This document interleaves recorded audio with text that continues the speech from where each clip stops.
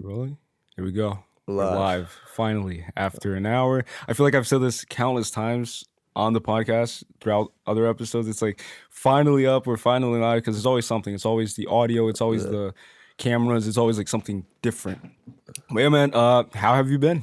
Good, man. How are you right now with the cold outside and Christmas approaching? Like, are you excited? Are you in the holiday spirit? Are you Kicking ass? kicking ass regardless if it's Christmas or not? Yeah. What do you think about Christmas? Like, do you celebrate Christmas? Like, are you a holiday person? I don't celebrate. I'm Muslim, so I don't celebrate Christmas. But I'm all for the holidays. As long as holiday people are spirit, happy. Yeah, holiday spirit. I'm with it. As long as everybody's happy. Yeah. What do you think about that part though? Of like, so, for example, let's say that you and I were in a working relationship type of thing. It's like we work at the same company, and we're just buddies at a company, right? Mm-hmm. Let's say I didn't know that you were Muslim, and I said on my way out into the holidays to go home, I just turned back and said, "Hey, Haddy, Merry Christmas." Mm. It seems, like obviously like you would tell me like, "Hey, like by the way, like I don't celebrate Christmas, but thanks anyways. I appreciate it. Happy holidays." The reason I'm saying this is because recently I read somewhere that a comedian, Whitney Cummings, she was sharing a story of when she worked for this TV show, and she did that to like a group of like 5 people that were left behind. As she was walking out to go home, she turned around and said, "Hey guys, Merry Christmas." And then one of those people filed a complaint against her because they didn't feel comfortable with the terminology that she was using. No, I mean, what do you think about that? If that happens to me, I'm like, "Oh, Merry Christmas, enjoy your time." Like, I don't gotta tell you, "Oh, by the way, stop. I don't celebrate Christmas." Stop. Let me explain something to you. It's like, sit down. Do you have some time? It's like, no, but filing a complaint, and I think they tried to sue her as well. It's a very, very sensitive generation we live in. Oh my god. Like that. I just wanted to start off with that because just like you said, it's a very uplifting just spirit in general, right? I don't celebrate Christmas, but I'm happy on Christmas too. Like I'll scroll on Instagram, everybody's happy. It's like it's good vibes, grateful and stuff. Yeah. You know what I'm saying? I'll never take offense. I'll say Merry Christmas back. I won't even take the time to stop you to let you know that I don't celebrate. So during Christmas for you, like, what do you usually do? Like, is there another holiday that? No, it's just a normal day. It's just a normal day. I got my day off of work. That's good. But I'm still. It's like we have other holidays. We have like Ramadan. I don't know if you know I fast for a month. Yeah. So it's for the whole month that you guys for the whole month, bro. That's crazy. Mental toughness. I thought it was like for a week or something like that. No. It's 30 days. So this year it's gonna be like around May, and just sunrise, sundown, no food, no water. Sunrise, sundown, no food, no water. No water. Jesus. Yeah, no water. Everybody asks like, no water? Like, yeah, no water. It's cool though, bro. What the fuck? I suggest everybody tries it at least once in their life, and that's because, the way I look at it is like you're hungry. So like when you're like, that's why people fast. You know, when people do intermittent fasting, like also has like the fat burning benefits, the metabolism. Yep. But it's the hunger, like almost like. You can translate it like you're in like when you're hungry, you're literally in a hungry mind state. Like like when you're hungry for something. Mm-hmm. Like when you're hungry for success, you're always chasing it. So when I'm like almost throughout the day when I'm hungry, I'm like I'm actually hungry. Like, I want to go train. I want to do this. It's harder because you don't have the energy, but it's different and it tests you, and it shows you. I can see that. When you get to the end of the day and you finally get to drink water, you take this for granted, bro. Yeah. You take this for granted, and then you drink water, you're like, damn, I forgot what that, you know what I'm saying? It's the scarcity aspect of it just makes you value it more. Yeah. It's like, fuck. Like, even food. No food. Yeah. You start looking forward to everything. Like, you start thinking about every food. The most dangerous thing to do is like go shopping. Like, wow. On an empty stomach? Yeah, go to like ShopRite when you're about to like, dude, I'll buy the whole store. In general, like that's a rule of thumb for even if you're not fasting, but if you're a little bit hungry and you go shopping, that's not a good thing to do. Like I always make sure that I'm on like a full stomach. I'll go there objectively. I'm like, all right, I'm gonna get this a loaf of bread and this and this and this and milk, and then to avoid bringing everything. Yeah. But that's actually one of the things that I read once.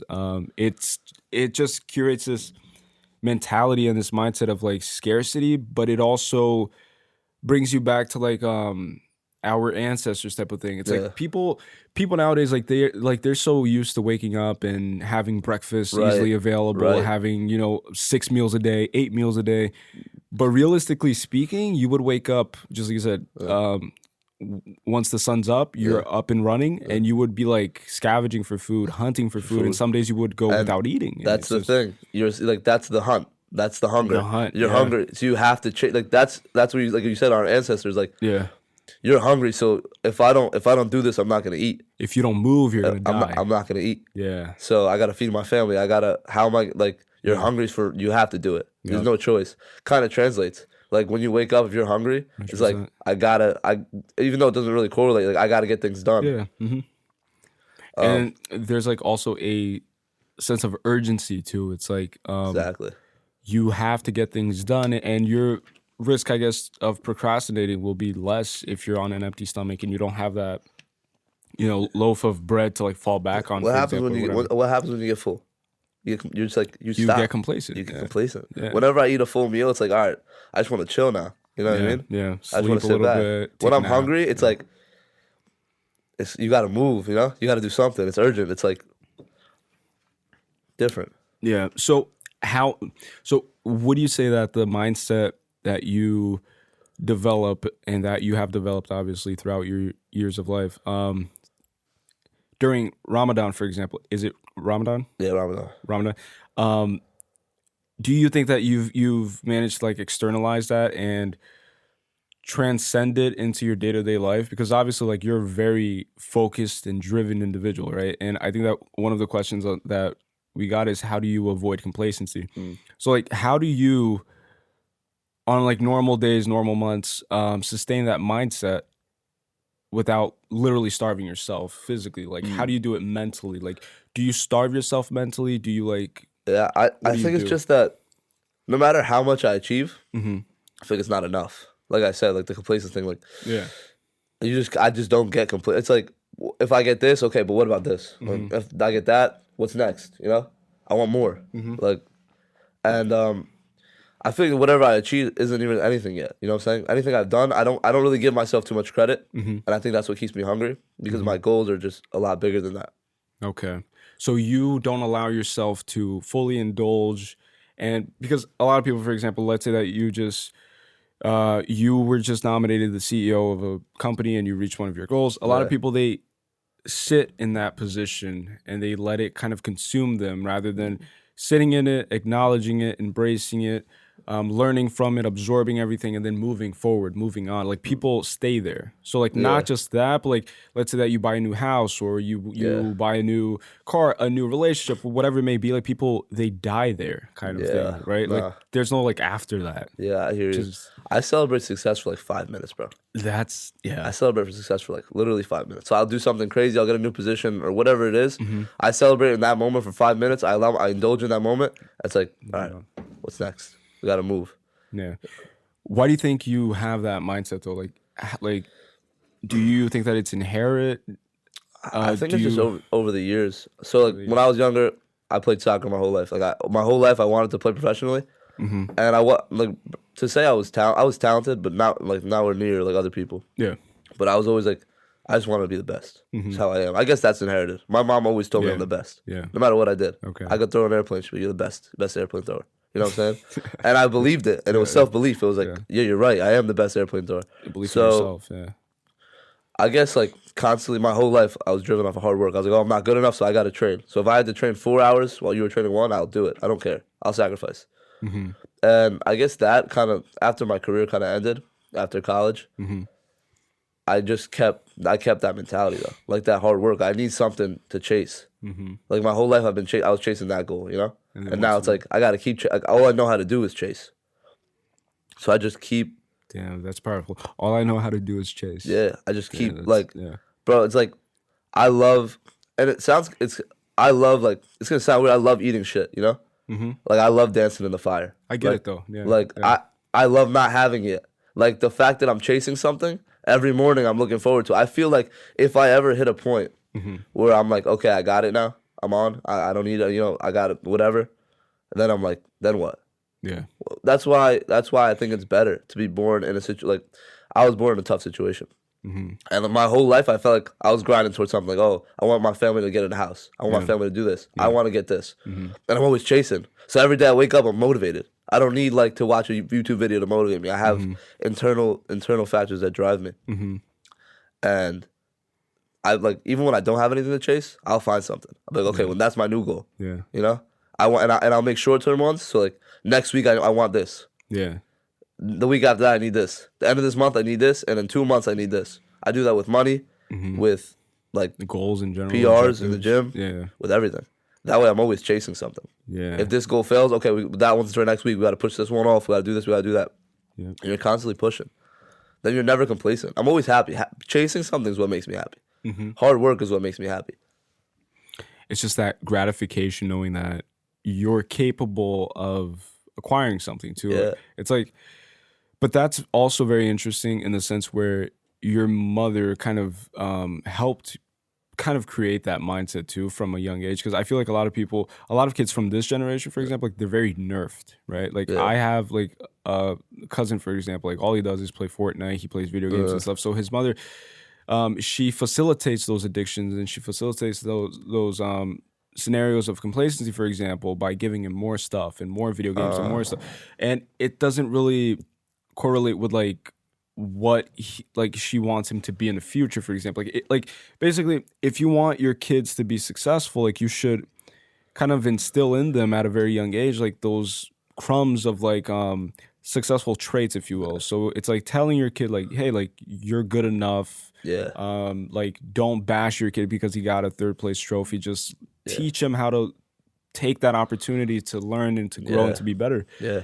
And a lot of parents nowadays, like, It's different. It's different, man. And I'm only like saying that because I recently read a book that kind of touched on like parenting, and one of the phrases that just stuck with me is treat your kids as if as someone who you don't hate, basically. So it's like, I don't know, like if you want to uphold all of these standards with anybody, like kids, with your spouse in a relationship and stuff, like it has to come from a genuine point so that it can be truly sustainable. So it's one thing for your parent to be like a person who stays home all day, who doesn't have a job, and then tells you like, hey, like you have to go and be better and be great. Because then you'll look at your parent who's just, eating pizza all day. It's like, wait, but 1 and 1 doesn't equal 2 here. Like, what's the point? Like what's the thing there? Yeah, with my mom, it's like, but the thing that I love about her is like, even when I wasn't, like I could have been the worst at something, she genuinely believed I was the best. Like, she convinced me that I was like, she saw potential in me kind of when I couldn't see it in myself. So I was like in situations like, oh, I might not be good at this. She's like, no, you're the best. It's like, no, you're the best. I know you. You're the best. You're gonna do it. And that, like, I believed it. Yeah. So that's the thing. So she got him. Like, I put a video on Instagram the other day, and it was a picture, and I was like, I think 15 or 16. I was flexing my back. And I saw that. And I was puny. And the caption on the picture, if you look at it, I took it on Snapchat. And I was like, let's go, with exclamation points. And I was like, I felt like I was a beast. At that age. I was the man in my head. I saw that. I wasn't cocky, but in my head, I was like, yo, look at me. And now I look back and I'm like, holy shit.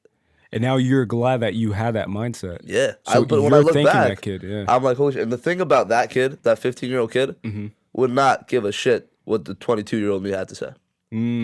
So if for example, if that 15-year-old kid came up to the 22-year-old me and asked me like, what do you think of my physique? I would say like, you got some work to do, bro. Yeah. But that 15-year-old kid would never ask the 22-year-old me, because that 15-year-old kid's like, I already know it's the best. I don't even gotta ask you. Like, I get criticism, but I'm like, nah, I'm the man. I'm confident. It's confidence, and that self-belief is like what I feel like brought me where I am today, because there was always a vision. I was like, it's just like, I believed in myself so firmly that nobody could talk me out of it. When people tell me like, oh, this isn't a good idea, I've had so many people in my life tell me like, oh, like when I was trying to play professionally, oh, it's not gonna work out, bro. 1% of people make it, and I'm like, okay, well, I'm the 1%. Yeah. So like, you know what I mean? It's just like that belief was like ridiculous. It was almost out of line sometimes. Like I would be at the gym 15 years old with my shirt off, like curling, And people were like, what is this little kid doing? And I was in the mirror. Like, who does he think I was in the mirror looking at myself like, you're the man. Let's go. Let's go. Yeah. No. And you said something very important of like not being cocky, right? Yeah. So it's like there's a difference between being cocky and being confident. I feel like Right. it's like egotism versus being confident in yourself. Here's my thing on that. I'm humble, right? But I don't like the word humble. Because the definition of the word humble is like basically like I don't know what word for it, but you'd say like the lowering of one's self-importance. And I don't like that. Yeah. Because like why can't like I don't have to be cocky. I'm nice to everybody I meet. Yeah. You know, if I'm an asshole and I have my head up in the air and I'm acting like that, that's cocky. Yeah. I'm nice to everybody, but like let me smell my flowers. Yeah. You know? Yeah. I like if you're working like for example, you're working so hard. That's like you worked however many years to open Fiber. He opened Fiber, and you're posting pictures of Fiber. Everyone will come Fiber like, look at this kid, snobby ass kid opened the gym, and now he's posting like, let me. I work. You know how much I did. You only see B. You don't see A. You don't see the outliers, the 10,000 hours. You don't see the nights that like I kind of cried about stuff like this, where I wanted this so bad that like, when I was about to go to sleep, it's all I could think about. Kept me up till 4 a.m. because that's all I would think about. You don't see that. You only see B. Which is that painting right there. Yeah. You only see B. You don't see, and then when you see B, because you just found who I was at B, you assume that like I'm not entitled to feel confident, or I'm entitled to act in a way like I earned this. That's 100%. You think about like hip hop artists, bro. You see it all the time. Like people blow up out of nowhere, but then they'll like get footages of like, oh, like he's been putting out like 10 albums, like Russ, right? Like Russ is one of the biggest. That's my favorite dude in the industry, bro. He's one of the biggest examples of like perseverance, regardless of what people think. Because despite his success now, he's still not respected in the industry, right? And like that's one of the things that I kind of try to channel too. It's like he's still confident in, like in himself, and he still like puts out good work. And you know why people don't like him? Because I don't want to say because he's white, because there's like that's a piece, but that's because hip hop. But it's because he speaks his mind. He does not care, and he says that he's good in period, right? Right, like, and I kind of see like a lot of my characteristics in him. He's like Kanye. Yeah, I don't agree with everything Kanye says. Me neither. But you have to look at beneath the surface. Yeah. You have a platform that he has. Would you say the things he's saying? It's you know how easy it is to be quiet. It's so easy to be quiet and just get your money and keep your mouth shut. Yeah. But you have to respect the fearlessness. Is the key. Of like trying to wake people up and trying to wake people up, but it's also like, do you understand what you're saying with the platform that you have and how many people are going to get mad? You think he doesn't know like when I say this, how many people are going to piss off? He's pissed me off times when he said things. Of course, but I'm like, you know what the balls you got to have? I don't even know how 18,000 followers on Instagram, and I like sometimes I'm gonna say something. I'm like, maybe I shouldn't say because it's gonna get people triggered. Yeah. And I stop myself, but I look at him like, do you see the platform that he has, and he's still saying what he says? Millions of people. Yeah. Ridiculous, but I respect it. Yeah, because he's able to keep himself accountable too. Because like he knows that there's no running away from it. Yeah. So like that kind of like adds on to the respect that you kind of like not have to give him, but I personally give him respect. For like just that. It's like he knows it's beneath the surface. Anything he says I don't care about. It's the fact that he's saying it. Yeah. That's the crazy part. On that platform, on that audience. You know how much easier his life would be if he just shut up? Just be quiet. But that's not him. Yeah. He just wants to be himself. Yeah. But you gotta respect. Because to me, look, the whole idea behind this podcast in the first place, I think I told you this before. It's to invite people. Again, I hate saying this because it kind of puts me on this pedestal of like, oh, I'm the guy who determines who's an outlier and who's not. Like even saying, for example, I could say that, all right, so I invite people who I think are extremely passionate, extremely different from everybody else. And they're like, you could tell that they're an outlier, right? Like I could say that, but even in saying that, it kind of comes off as if like, oh, like I'm the one who determines it, you know, like. No, you could tell within 5 minutes of meeting somebody. I agree wholeheartedly. I can tell you who he is. Yeah. Whether I'm gonna like this guy within 5 100%. minutes. It's a 5 minute conversation. I always say that too. It's like everybody. I don't know about you, but like, are you good at reading people? Yes. Because I feel like in business and like any social. Yes. any social aspect of like just communication and just you have to be able to read people. Like I told you, bro, within 5 minutes. I meet somebody and within 5 minutes I know if they're genuine. Bro, I've met some of my best friends. One of my best friends now, it was at the beach. I met him at the which is crazy. He was friends with a couple of my friends. I met him, said what's up to him. We talked for 5 minutes. And that's it. And that's it. That's all it took. And nothing's changed since. Yeah. And you can also tell when you just don't fuck with someone. Like in less than 5 minutes sometimes. It's like immediate. It's like no. Sometimes you can just tell by the way, they like portray themselves, their overall demeanor, the way that they communicate. And it's like a lot of also power struggle. It's a lot of like ego goes into play. So that's why I love just reading up and just I guess investing in myself mentally. It's like it allows me the tools necessary to engage with people on a more I guess elevated playing field. It's like people, for example, things that someone else might not see, I'll pick up on very quickly. And then I can kind of like aid them and say like, hey, like, did you see what he did over there? Like, it's best if you don't, like, some people don't see it. Some people don't see it and they see the opposite. Like they don't like train themselves. I'll see things like somebody will do to one of my friends and he might take it a certain way. And I'm like, yo, do you believe what he just did? He's like, what do you mean? And I'll explain it to him. He's like, oh shit, really? I didn't even like, I guess like, you gotta have to be like, almost like elevated a little bit. 100%. You know what book kind of I got that from? 48 Laws of Power? Dude. Yeah, that's the one. That book, what do you think about that book though? Because I don't know if you know this, but that book is very controversial. People either love it or they hate it. I like it. I love it. To me, it like he tells you what you know, but straight up, you know, but you don't want to say. Exactly. Yeah. He has the balls to use his platform to tell you shit. Yeah, it's gonna piss people off. And he lays it out perfectly. Like he uses those historic examples of like King Louis XIV and stuff. You could open to any page in that book and get knowledge. Dude, that book. I like that book because I could literally take the book, flip it open, read something that you can apply, and I'm already like more intelligent. Yeah. No, that book. I do have his second book. It's called Laws of Human Nature. It's not as good, but 48 Laws of Power to me was, and it's funny because I read that book like at the beginning stages of the whole fiber thing, and because of that book, like I wasn't completely destroyed throughout the process because like I had some form of weaponry, some form of like arsenal mentally at least to kind of sustain certain blows, avoid other trepidations, and kind of managed to get myself out of there, even though I got myself out of there like various times, like very scarred. Yeah. But I'm still alive though. It's guerrilla. Guerrilla warfare.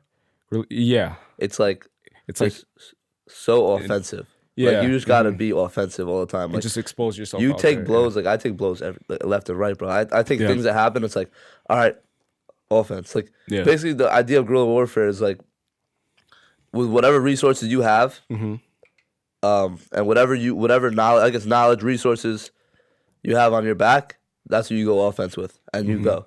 Whereas in normal warfare, it's like you have a team, tactics, you got planes, you got guerrilla warfare. It's like, all right, I'm going on my own with what I have and the best that I can do with it, and I just keep moving. And if I take a blow, I keep pushing. If something happens, you keep going. And you move through the trenches too. It's like you go into the trenches, you face the enemy head on. And the chances of you actually surviving are minimum, but once you do survive, like that's like a glorious triumph. And then along that journey, it's just like constant self-analysis. Yeah. Like, what am I doing wrong? How far can I push myself without actually pushing myself over? Yeah. What am I doing good that I could be doing better? How can I push myself even further? How can I allocate my time better? Yeah. All that stuff. How many hours of sleep do I really need? Yeah. Like, because sleep is important. Like, if I can operate off of 6 hours of sleep, then I'm taking my 6 and I'm not taking a minute more. If I need 7, that's what I'll take, and then I have to allocate the rest of my time accordingly. It's like, just to keep pushing forward, you got to be offensive. It's all about, it's exactly that. It's allocation of just resources, basically. And I went through a very naive phase of my life, especially during the initial phases of the whole entrepreneurial. I hate using that word entrepreneur because everybody's an entrepreneur nowadays. Yeah. So it's like, if you're a business person, great, because you're actually like striving to open a business stuff. But nowadays you can open a website and call yourself but anyways. No, I agree with that. And the reason why is it's like kind of, it just, I guess it's cool to be an entrepreneur now. It's cool. It's cool to be an entrepreneur now. And it's an excuse not to go to school. Yeah. Yeah. You know? And I don't like to see people like, oh, I'm an entrepreneur with no clear vision, but I'm an entrepreneur because I don't want to go to college. Yeah, because I stamped my logo that I made up on some T-shirts. And I got an I'm LLC, selling. and that's it. You know, I don't got to go to school. I'm gonna make it. I'm gonna get $1 million. Like, you know what I'm saying? That's another thing. Like, just going off track real quick. That's another thing too. That ties into the whole like vision thing. How many people have you asked like, oh, like, where do you see yourself in 10 years? Where do you see yourself in 20 years? And they'll like look at you and say like, oh, like I'll probably be a millionaire. I'll probably have a house in the hills. I'll probably have like a trophy wife. I'll have a Ferrari. I'll have this.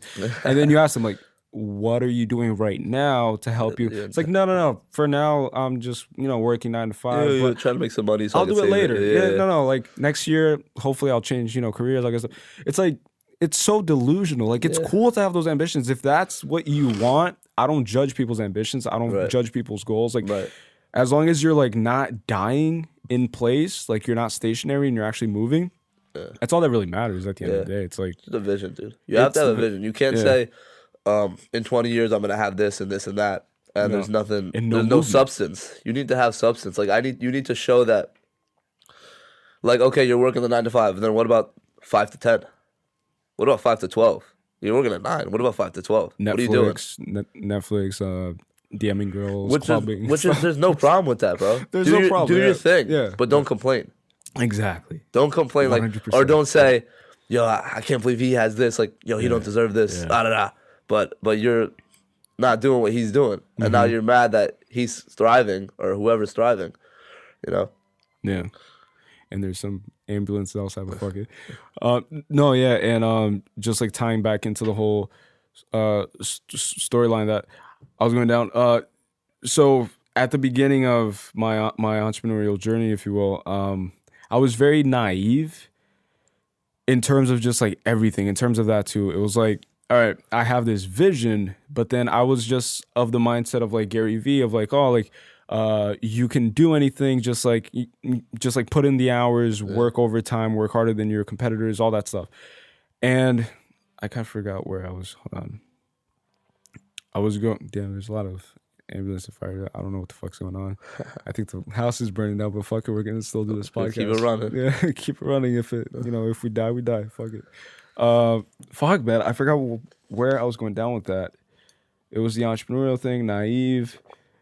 I guess basically what I was gonna say is just the whole aspect of scars. Yeah, there we go. It's so when you start off anything, you start off like obviously optimistic, confident, like confident in yourself, confident in your potential, that motivation and stuff. Motivation. And you tell people about your goals and you tell people about your ambitions, and people think it's honorable. People are like, oh wow, like yeah, like go you know, like you could do it, whatever. There's so that feeds off of your ego, right? There's that, and there's also the bro, you opposite. must have bumped your goddamn head. Why are you gonna even do that? Why do you think, dude? Just go to college. Just like finish your degree. Just do this. You know how many gyms are in this area? Why would you open a gym? What makes you think that a Fiber is gonna do better than LA Fitness, who's already established? I've gotten that various times, and it's like, shut up. Yeah. Shut up. Yeah. You have no idea who I am. You have no idea the vision. You don't know. And then when it succeeds, you're gonna be the second person through the door after to me. Like congratulate and stuff. Yeah. Oh, bro, I knew you was gonna do it. You know, I had faith in you, my boy. Come on, bro. That's so true. Yeah. That's so. And again, this is gonna sound very egotistic, but answering that question, like, oh, like what makes you different from other gyms? I like to say that it's me. Yeah. It's like I'm gonna be that difference. Like, the only reason Fiber Fitness is gonna succeed is because I'm gonna like apply everything that I've learned, all of the knowledge, all of the experiences, the vision, everything into that platform, and put my heart and soul and just like everything I have into that. So like. But if I tell that someone, it's like, oh, like I'm I'm the difference, and then people might take it the wrong way. It's like, oh, like you're being egotistic. Like what the fuck are you? Never, ever in your life let somebody tell you like, oh, no, yeah, bro. When I was a kid, yeah, people all the time would like, when I would tell them like, oh, then what do you want to do grow up? I was like, I want to play professionally. Mm-hmm. I want to play soccer professionally, and they're all like, they look at you for a second, they're like, God, you one of those, like, you know, the kind of thing. Yeah. And I, like, bro, in my yearbook, I didn't care. That's the thing. Is like, I was like, oh, you don't think so? Mm-hmm. Watch. Like, give me. I'll come back here in 10 years and we'll talk again. Yeah. But even my yearbook, I'm pretty sure like it said, "What do you want to be when you grow up?" I put like professional soccer player. I don't care. Like let everybody see it. Tell people, bro. Brag. Yeah. I'm open the gym. It's gonna be the best gym in the country. Yeah. What? Fuck it. What? Fuck it. It is. You know, it's gonna be the best gym in the world. Yeah. People in China are gonna be talking about the gym. That's Yeah. it. And that's the law of attraction. That's the mindset that you have to have. Always. Because otherwise you won't do anything. If you have an ounce of doubt, it won't work. Yeah. 100%. And all these big companies like Steve Jobs and everything, like if you research and study these people, like you'll notice that they all had these mindset, even if they were like starting out in their garages and they started in the basement just like us. Basement and garage, and they just had this vision, and then they just, went after what they actually had envisioned. Yeah, man, fuck haters. Speaking of haters, let's get into haters now. Oh God, here we go. So recently I was just going through Instagram, and then I stumbled across your story where you were in the midst of like engaging with a few people who were like hating on I your don't like content doing it, bro. like that. I don't answer them. There's a lot. I don't answer them. But this one, I don't know. This one just like This one just pissed you you know off. when you eat shit for too long and you're like, all right, I'll take it. No problem. Ignore it. And then I was like, you know what? But eventually This is the one. I was like, this is the one. You're the unlucky guy who commented on the wrong time at the wrong day. It was basically something about like, he was saying something about the video, whatever, and then he got into like, oh, don't make people believe that what you can attain is naturally. You're not achieving that naturally. You're on gear. Stop lying to your fans. And I'm like, bro, I'm 100% natural. And I don't feel that. And he's like, oh, you have natural lifter in your bio, and nobody who's natural has natural lifter in their bio. And I'm like no. You could ask anybody around me, and I don't feel like I don't have the need to prove anything to anybody, but it's offensive. It's offensive, like I said before, when you see B and you don't see A. So right now you just found my Instagram, right? You saw the not finished project, but the project that's in the work, and you're like, you just discredit. Bro, there was a time where I didn't like the way my legs looked because I was playing soccer so much that I was running so much. Bro, me and my friend, we did legs 25 days in a row. It was called the 25-day leg challenge. I still have it. It's like we had like another Instagram account that we literally ran, and we literally for 25 days straight we squatted every day and 2 other leg exercises before our actual workout. So it was squat, 2 other leg machines. Now it's chest. Heavy, like heavy squats. We went balls to the wall and stuff. Balls to the wall every day. So whatever I could do on that day, I did it. Wow, bro. There was there was times where when I was playing in college, this is just my mindset. You're gonna hear it. We would go basically Canada. It was a 7-hour drive to a game. Right? We'd go on a Thursday night, and the game would be on Friday. Thursday night, we got to the hotel. I would go to the gym, get on the bike, do something, wake up the next day, eat breakfast, play the game, and that same day on that Friday, we'd come back. That 7-hour drive after the game. So we'd shower, get ready, get back on the bus. We'd get back home at like 1 a.m. I'd sit down on the couch, like finally I got home, and what I use a lot, and I still use today, it's called the 5-second rule. I don't know if you're aware. No, the 5-second rule. Yep. Yeah. Is so that if you have an idea, then you give yourself 5 seconds to act on it? You have 5 seconds to go from idea to action before... It's like you have 5 seconds to go from idea to action before your brain kicks in and talks you out of it. And convinces you otherwise. Convinces you not to do it. So it's either like whether you want to go talk to a girl. Like you have 5 seconds. If you don't do it in those first 5 seconds, you're like, she's going to dub me, this and that. And I would literally sit on my couch and I was like, I got to train. Like I got to do, because I was like the soccer, okay, but I want to still lift. I want to get the more work. And I would literally sit there. It was like 5, 4, and then on 3, I was up. And I would just go. And I wouldn't think until I got there. And then I got there, I was happy I was there. But that, like, even with the alarm clock in the morning, like, I'm getting up at 6 a.m. for work. So, like... And you have to do that to, like, motivate yourself. I have to. So, it's like, I hear the alarm, and it's like, all right, shit, here we go. Here we go. And it's like 5, 4, and just shoot up. And it's like, just go. Yeah. Just go. That's the only advice you can give is, like, just go. Just go. Just keep going. How old were you when you first came across the 5-second rule? Because you were still playing soccer, so, like, how long ago was it? College. Like a few years ago? I graduated college last year, so 2-3 years ago. You already had that mindset. Yeah, I was like, that's bro, crazy. I wanted to be the best since I was 5. I'm telling you, like, I was 5, like just juggling in my basement with the ball. Yeah. And I was watching a game with my dad. I'm like, 10 years, pops. That's what I'm doing. You know what I'm saying? I was saying like, I was 5 and I was like 2016 World or whatever year, 2014 World Cup. Watch. I'm gonna be there. Yeah. It doesn't matter. Like I'm gonna do it. I'm telling you, like that's why I think it's kind of genetic. Like part of it is genetically like wired into you. Like your ancestors, maybe someone across your lineage, like they had to be developed because like you can't just, I don't know, man. You know what else it is though? Yeah. It could be genetic, but it's also like I guess seeing your parents like seeing your parents struggle. That too, 100%. Like seeing my parents, like my parents gave up everything. When both my parents went to college in Egypt, came here. Basically, the degrees didn't apply, so it was like basically, and then they had us. So it's like grind time. Like they had to figure out like, how am I gonna feed my family? And my whole life, like seeing my dad wake up for work every day, like tired, coughing, like doesn't like sleepy. He works overnight. To go regardless. Yeah, and I was like, I gotta get this guy out of that. Yeah, you know, that was my goal. And I see my mom like go to work every day, like suffer just so I could have an opportunity. Like those are like, and they still like believed in me when I didn't believe in myself. It's like I owe them so much for that. You know, I'm grateful for that. Yeah, I guess that's what it kind of drives me. Like that's another drive. Other than my main goals, that drives me. It's like I tweeted in 2014. I tweeted out like, I'm gonna buy my mom a house soon. I tweeted I'm gonna buy my house by the end of this year. You know, just because it's like now it's a driving factor. It's kind of like to paying them back too. Pay them back and like, bro, I remember in elementary school, like used to like we didn't have a lot of money. Now we're good, but like back then we didn't have a lot of money.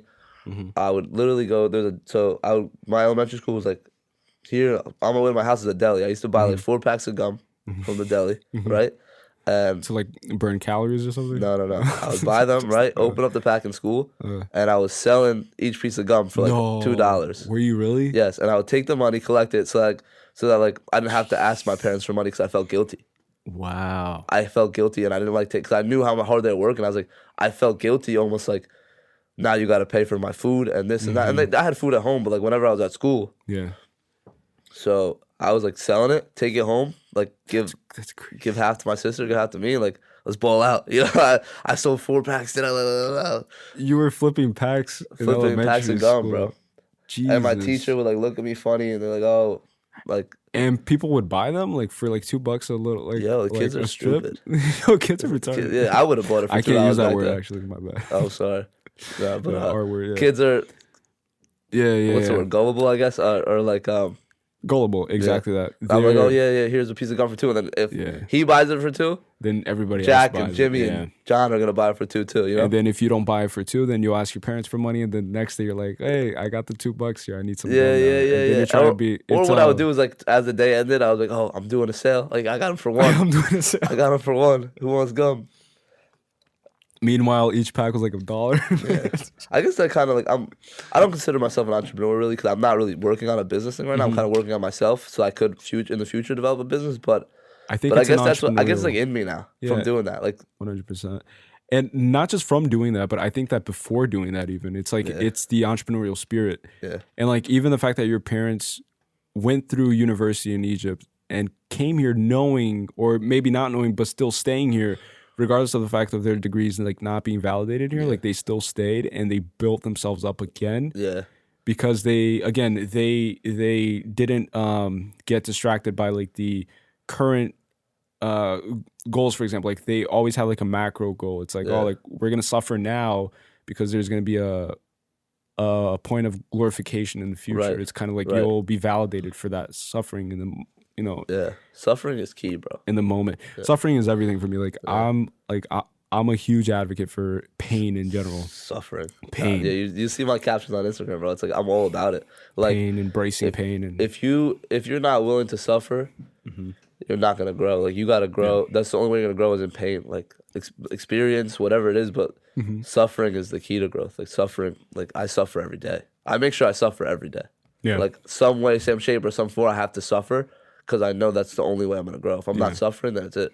Then you're stuck. There's no growth in comfort, right? So it's always discomfort. It's always on the other side of pain that you'll find what you're looking for. And that's why nobody does anything huge anymore, because people are always like, they prefer to be on the sofa watching Netflix rather than being up at 6 a.m. working and then going to work out. And, right. You know. And I feel like as a man, you don't get many chances to show your grit. You know what I'm saying? You're not fighting every day to show, oh, I'm a man. Yeah. But like, I guess hunting and stuff and all that stuff. Yeah. Through your suffering and through the things that you do, like willingly, openly put yourself through, I feel like that's where you kind of show like your manhood. You know David Goggins? David Goggins is a fucking badass motherfucker.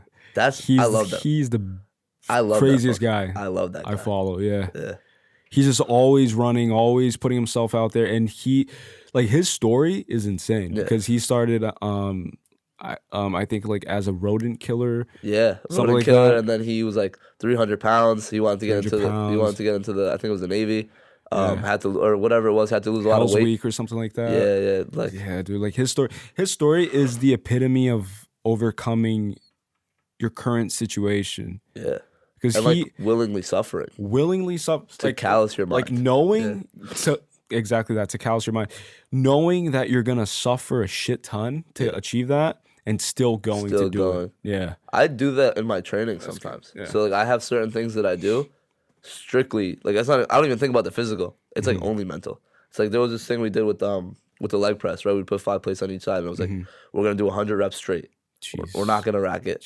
I put on my story. I don't even know if I posted the actual video, but basically it was like when I was just felt like I was gonna rack it, it was like nah, 10 more, not 10 more, and you literally what you're doing is you're not training it like in terms of benefits. Yeah, obviously it's beneficial physically, but it's mentally. It's all like mental, when your brain is screaming stop, like stop, and you're just like I said, shut the fuck up. yeah. No, I'm gonna There's keep still going. 10 more. Yeah. Yeah, 10 more. And then you keep going. And you get to 100. Like, I have a video of my friend. He started working out. He wanted to lose a lot of weight. He was crying. Like, at the end of the day, he was literally crying out of pain. But he grew from that. I'm like, yo, if I could overcome this, like, when I'm 72 reps deep and I feel like my legs are going to fall off, it's like, if I could overcome this, then I can overcome anything. Because this is pain. This is like physical pain. Yep. And it's like, if I could do this, then, like, you can throw anything at me. I'll handle it. I'm callousing my mind to be ready for anything. Because that translates over to anything in life. Anything you do in the gym translates. The way that someone works out, you can tell how they work in real life. Yeah. The way that they carry themselves, you can tell the way they carry themselves at work. You know, If they cheat during an exercise, if they you their say do 10 posture reps sucks and or they do whatever. 8 because like whatever. Yeah, then you could tell a lot. Yeah. I lie to my friends. Like in competition, like I'll be like, we'll do 15 reps, and like they'll go, and I'll go there, I'll do 17. Like I'll sneak. It's like 15. I said 1500. That's what I meant. It's like, oh shit, you Yeah, made me man, come it's here like- just to. Always got to be better. Like, what's the point? If not? Yeah, What's the yeah. point if you're not like Yeah. constantly like pushing yourself to? If you're gonna go and half-ass it, what's the point? Don't even go. Find something else to do. What's the point of going? Yeah. Yeah. And it's interesting because I was actually going to ask you that question, but you basically just answered it. I was asked recently, like, what my relationship with like lifting is, like why do you lift weights?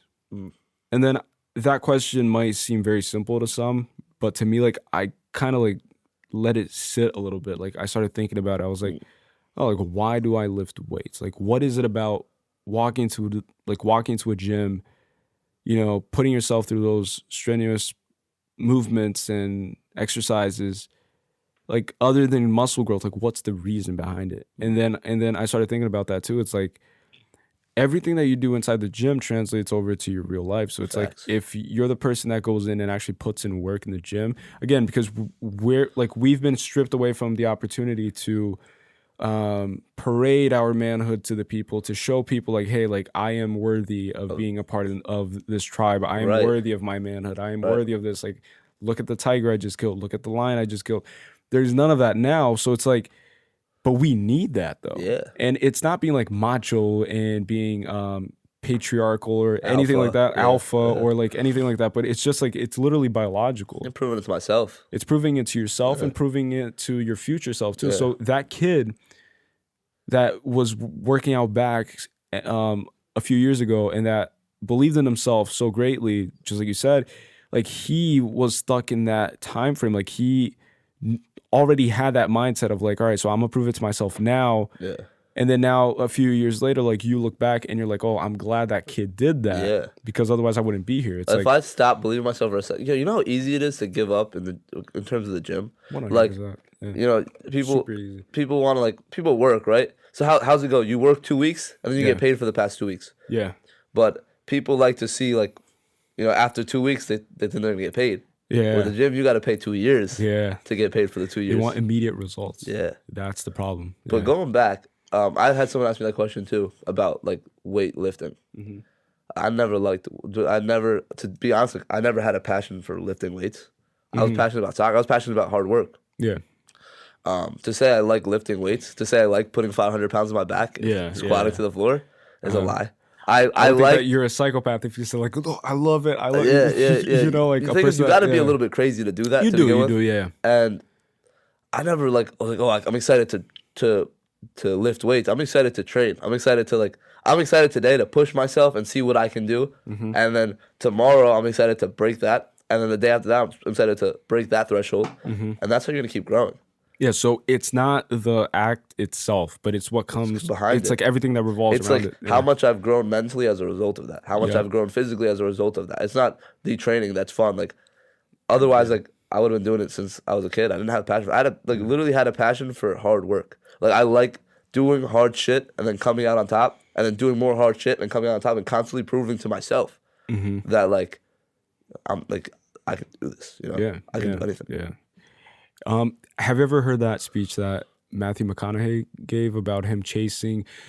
He was asked who his idol was, and he said that his idol is himself in 10 years. Yeah. Like that speech, like just bringing it up, like kind of gave me goosebumps right now, because like that to me is exactly the way that you have to think. Yeah. It's like all these people idolize, especially now with Instagram and social media, like it's very easy for you to, again, see a picture perfect life of some celebrity, of some influencer, of some Gymshark athlete. They post everything's perfect, the lighting's perfect, the filters, you know, the camera, they have a professional cameraman, everything's perfect. Right. And you look at that, and then it could be motivating, right, but I don't think that the motivation that comes from a perfect portrayal of something isn't sustainable. And what I mean by that is like that's why I think that TikTok is blowing up right now, is because just like you said, it's like it's more raw, it's more genuine. Like there's no like filters, there's no like thought that goes into it. It's just like, hey guys, like you wake up at 3 a.m. and you're going to get some water in the kitchen, and then you think about, oh, I'm gonna do a mini ghost skit real quick. You know, so like then you just set up your camera. Laugh at it, they like it, they keep it pushing. They like it, and it's genuine because it shows that part that you can't really transmit through like an Instagram post. Instagram, yeah. But the thing is, bro, touching on that, I don't like that mindset where people like I think you should only look at it as motivation. Like, you should not look at other people and be like, damn, why does he have that? I'm gonna replicate that. I'm gonna buy the same clothes he's wearing. Yeah. This is actually a Russ quote that I put in my story the other day. It's like if your light was shining bright, then my light wouldn't interrupt with your eyes. Yeah. You know? That's so true, I'm happy. I've never been like, damn, why does he have that and I don't? Yeah. It's like, yo, he has that. I want that. There's enough food out here for all of us. It's funny you say that because Austin on the last episode, he said the same thing. He has an abundance mindset. So like that's exactly it. It's like there's enough to go around. It's like people keep like, oh, just because you're successful, just because you're achieving, just because you're growing your personal brand, just because of that, I should hate on you, because in my head, those like I'm taking the followers are like they belong to me, not to you. It's like what the fuck? But you don't think like, oh, like those followers. Well, you think just because I eat doesn't mean you can't eat too? Everybody can eat. You know, everybody can. There's enough money in the world for everybody. There is, yeah. There's enough money in the world for everybody. 100%. If you're willing to get it. Yeah. But what happens is people do not want to work hard. So when they see you working hard, it bothers them because you're a reflection of what they want to be doing, what they're not. Oh, 100%. So 1,000%. Yeah. So they get mad and they're like, how can I stop him from doing that so I don't feel bad about myself? Yeah. So they'll be like, yo, why are you doing this? Or they'll hate on you, like I said, or they'll hate on that big Gymshark athlete because they're like, you Photoshop your pictures. Because they want to discourage them from doing it because they want to be in their position, but they're not. Yeah, yeah. And it's just like I said before, let people smell their flowers. Like, he works for that. I'll never hate on any like. No. I look at your post and I'm like, that's dope. Like, dope. Yeah. Yo, this is dope. Comment. That's rare though. I'll support everybody. That's very rare. Like, that's the right way to go about it, and it's very rare, and that's what sucks about social media. I think it's like, what was I about to, just like touching on that part that you said about being a reflection of your insecurities. Like, that's 1,000% it. Yeah. And it's like you become a walking mirror to other people. It's like they see everything that they're not capable of addressing themselves. Right. So it's like you have discipline. That person that hates probably doesn't have discipline. Right. So the quickest way for him to confront that issue, him or her, confront that issue of lacking discipline, is to hate on people who have discipline. And try to have them not have discipline. So you can be on a level playing field. Exactly. Yeah. It's like, I don't have it. I'm not going to work for it. I'm not going to curate it. I'm not going to develop it. So I'm going to strip it away from this guy because who's the fuck does this guy think he is? Because then I won't feel guilty about it anymore. And who the fuck do you think you are? Like, we're the same people. We're the, you know, so it comes into that like victimization mindset. It's like, oh, dude, like Yeah, I know. I And could go on and on about yeah, that. and you know what?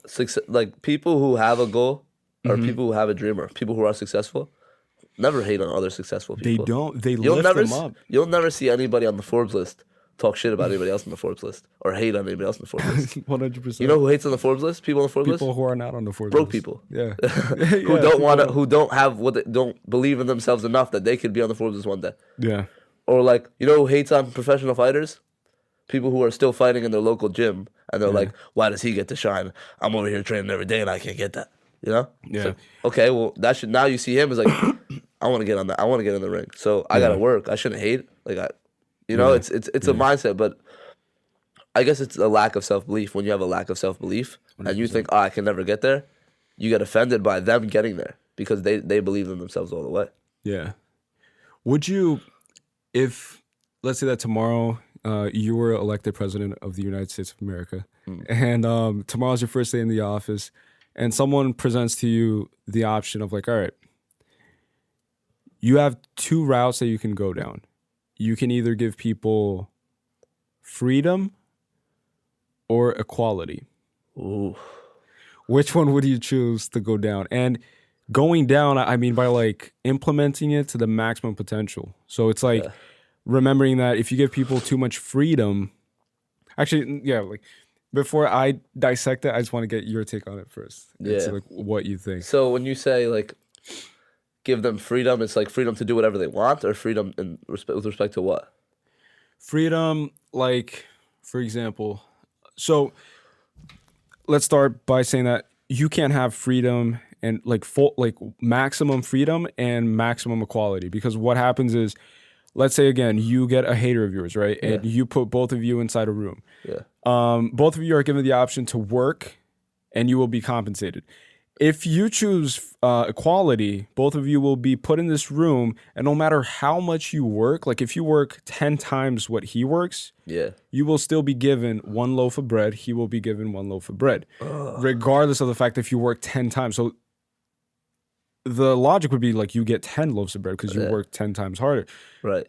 If you put freedom, then you can't have maximum equality. So then you put both of you in there and you have the freedom of will to work 100 times, and you'll get 100 times of whatever compensation it is, and he works only X, then he gets That's X tough. and you get 100X. You know, so you can't have both together. You can't. Here's what I'll say on that. It's a hard question. It's controversial, so here's what I'll say on that. Oh, shoot, go. If I work 10 times as hard, and if I'm able to work better than him because I'm better at what that job is, but he's working hard to try to get it, then I will share my loaves. Oh, if he's sitting there and like letting me do all the work while then I won't share my loaf of bread. You know what I'm saying? Yeah. So if I get 10 loaves of bread and he's working just as hard but can't attain those 10 loaves of bread, because of his constraints, because of his or lack of talent or lack of ability, I will share my bread. Because I don't need 10. I need 8. Yeah. You know? So I'll give him 2.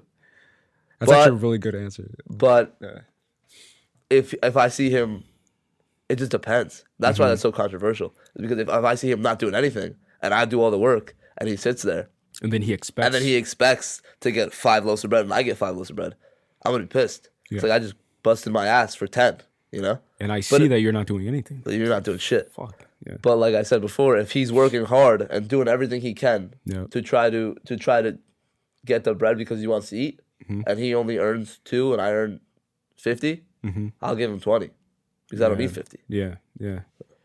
That's a really good answer. Yeah. I never thought about, because like I think that that's the ideal way, right? Like in a utopian society, like that's how it would be.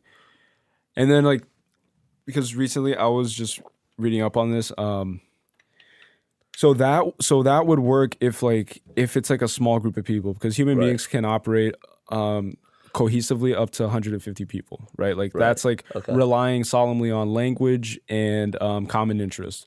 So the moment you surpass 150 people, that's when things start. That's when you rely on religion. That's when you rely on these superhuman sources of organizational power kind of thing. Right. So up to, let's say, 50 people. So it's you in your tribe, then that works and that's sustainable because you know everybody. And you know exactly. You develop a out repertoire. of- You know that Zach is complacent. Like Zach's a lazy fuck. Come on, man. It's like I'm not gonna get like Zach. If you don't pick up some some momentum, then you're gonna starve to death. Then you're gonna be let off the tribe.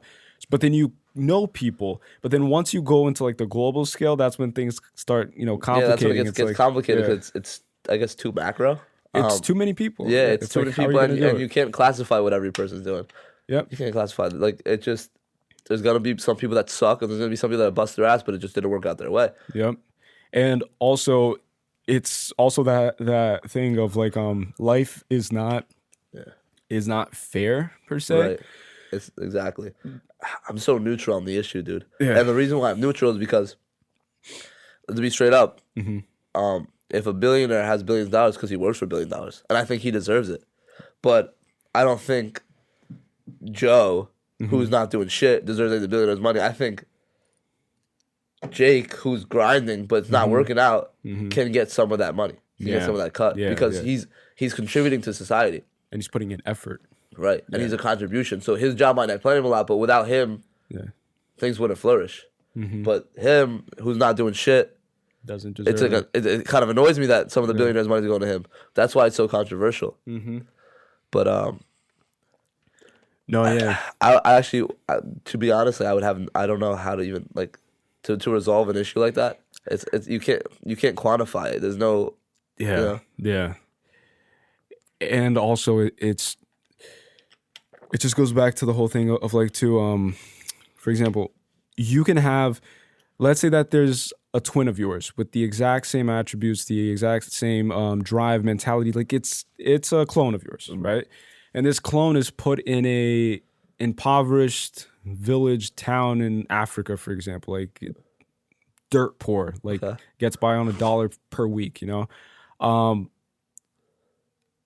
The outcome is going to be drastically different because you're in New Jersey, like you're put in this space where you're given certain opportunities and you can have a longevity of vision-wise and goal-wise, as opposed to your counterpart, like he's in that environment that doesn't facilitate, growth in like social hierarchy type of thing. Right. So that's another thing that really sucks, and that's why I think life isn't really fair, and it can be fair, but it's typically not fair. Right. And it's because your environment kind of can determine sometimes like what. But you know what? With him in 10 years compared to me in 10 years, he'll be stronger.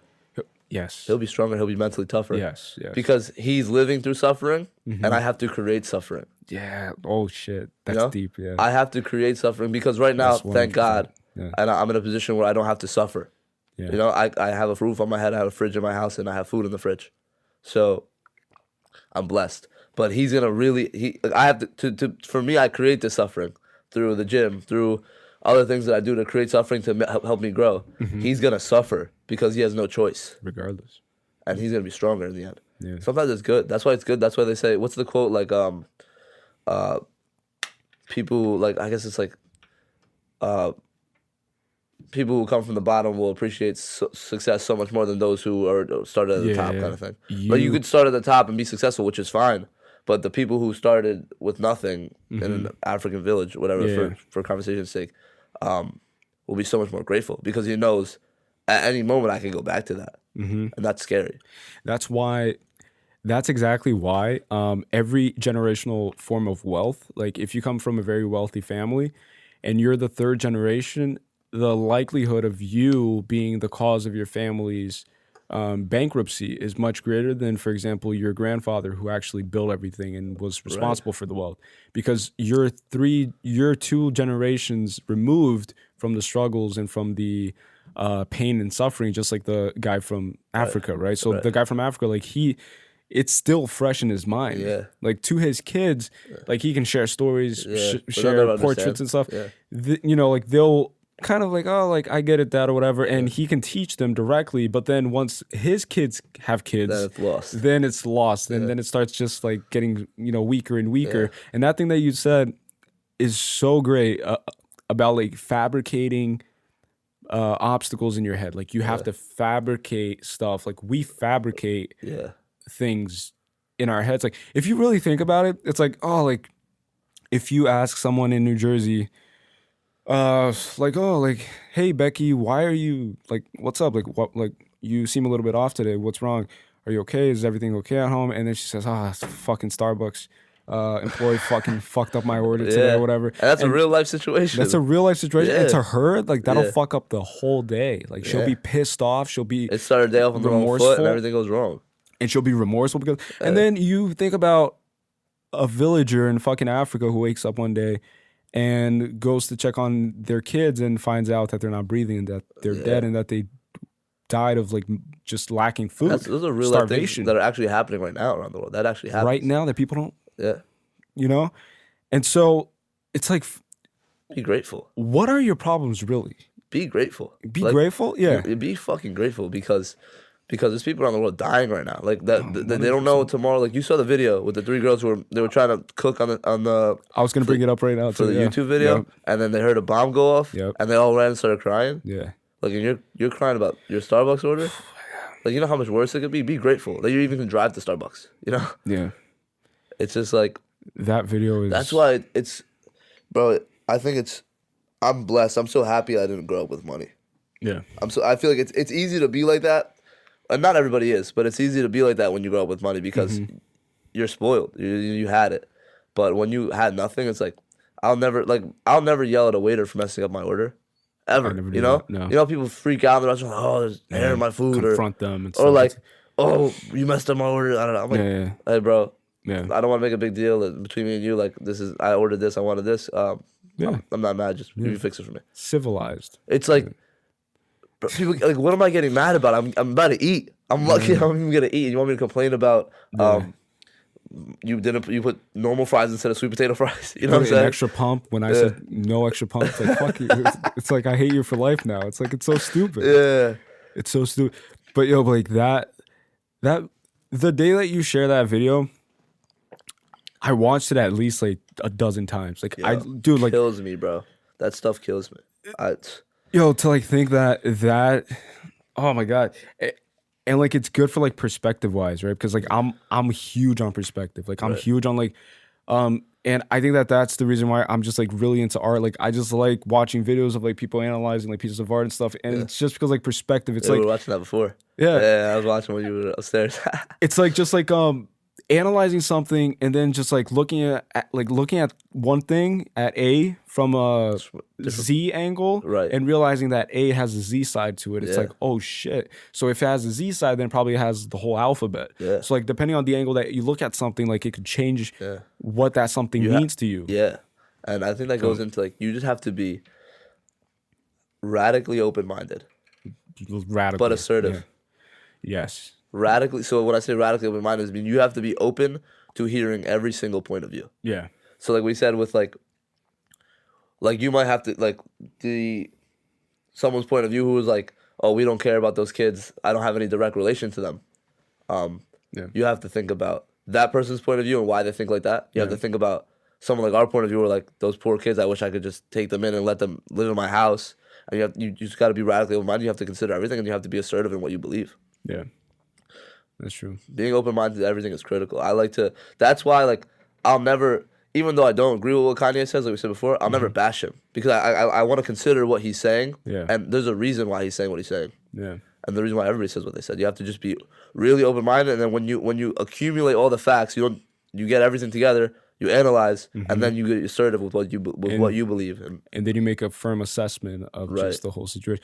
And that to me is empathy, right? It's like putting myself in someone else's shoes. Right. But the problem with society now is that people, they can't be empathetic because they're too stuck in their own way. So it's like a person, like people are very egotistic now, especially with Instagram, especially with everything. Like it's all about you. It's all about, and that is great, to a certain extent. But if you extrapolate certain limitations of where it can become very egomaniacal type of thing. It's like people, like, for example, I think that the only way for you to practice full empathy is by removing yourself from the equation. Right. So it's like putting yourself in those kids' shoes, trying to understand, like legitimately like meditate on that. Like pretend you are them. Pretend you're them. Like pretend you just had a great idea to make a YouTube video. You're a kid. Go back to when you were a kid, imagining yourself playing soccer, whatever, playing outside, playing outdoors, and you're just hanging out with your friends and boom, bombs and stuff, and like the risk of your life is at stake. Pretend that was to happen on home soil. How you would feel. Exactly. Now that your family is at risk, how would you feel? Think about these kids who like probably in the back of their head is like, oh, I hope these videos go viral so we can get out of the situation that we're in right now. Yep. Like that's probably the end goal. They think they're cooking for fun. Obviously they like doing it, but in the back of their head, like they see all these videos going viral all the time. Like if this video goes viral and somebody sees it and they can save me from my situation, they do it. And you have to consider that like you were born where you could go outside freely. You know, you don't have to worry about anything. Yeah. You get in your car, you drive anywhere you want. You never even consider what if a bomb goes off or what if someone tries to kill me? Nuclear weapon strikes you or something. You don't never have to think about that. And you're so blessed to not think about it. Now, you have to take a step back, put yourself in their shoes and imagine like, I don't even know if I can go to the store because what if this happens? Because I might blow up. I might die. Killed. Yeah. Like every single day you might die. Yeah. And you have to like take a step back and really like put yourself in the situation. Like scary shit, dude. Yeah.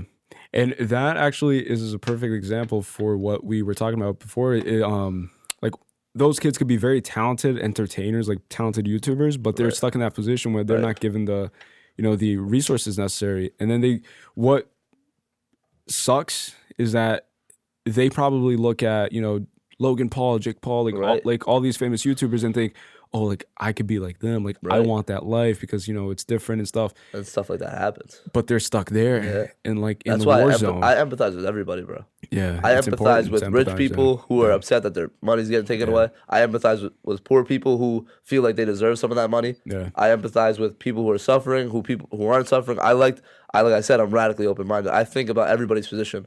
Yeah. That's why I'm so neutral. That's why I don't even take in terms of like politics, I don't even take a side. Because I'm so open-minded that I see why Bill Gates would get upset that $10 billion has to go to other people. But I see why the poor people could get upset that they're working so hard and they can't get the fruit of life because things aren't in their favor.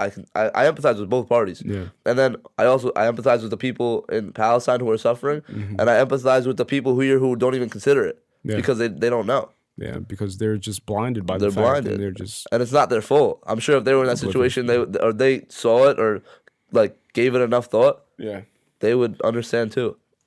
I feel like that's what's missing in society too. It's like media outlets, like everybody just emphasizes what they want. So like every media outlet has an agenda, every political party has an agenda. That's why I also don't like getting into politics because it can be a very slippery slope. So it can be very, even if you're left leaning or left extremist, liberal, whatever, and you're all about everything and stuff, you're still like, it's just not good to pick sides. Like the idea of picking sides in of itself. I just believe in what's right. And what's right, exactly. Yeah. If it like what hurts and being open-minded is the first step. 100%.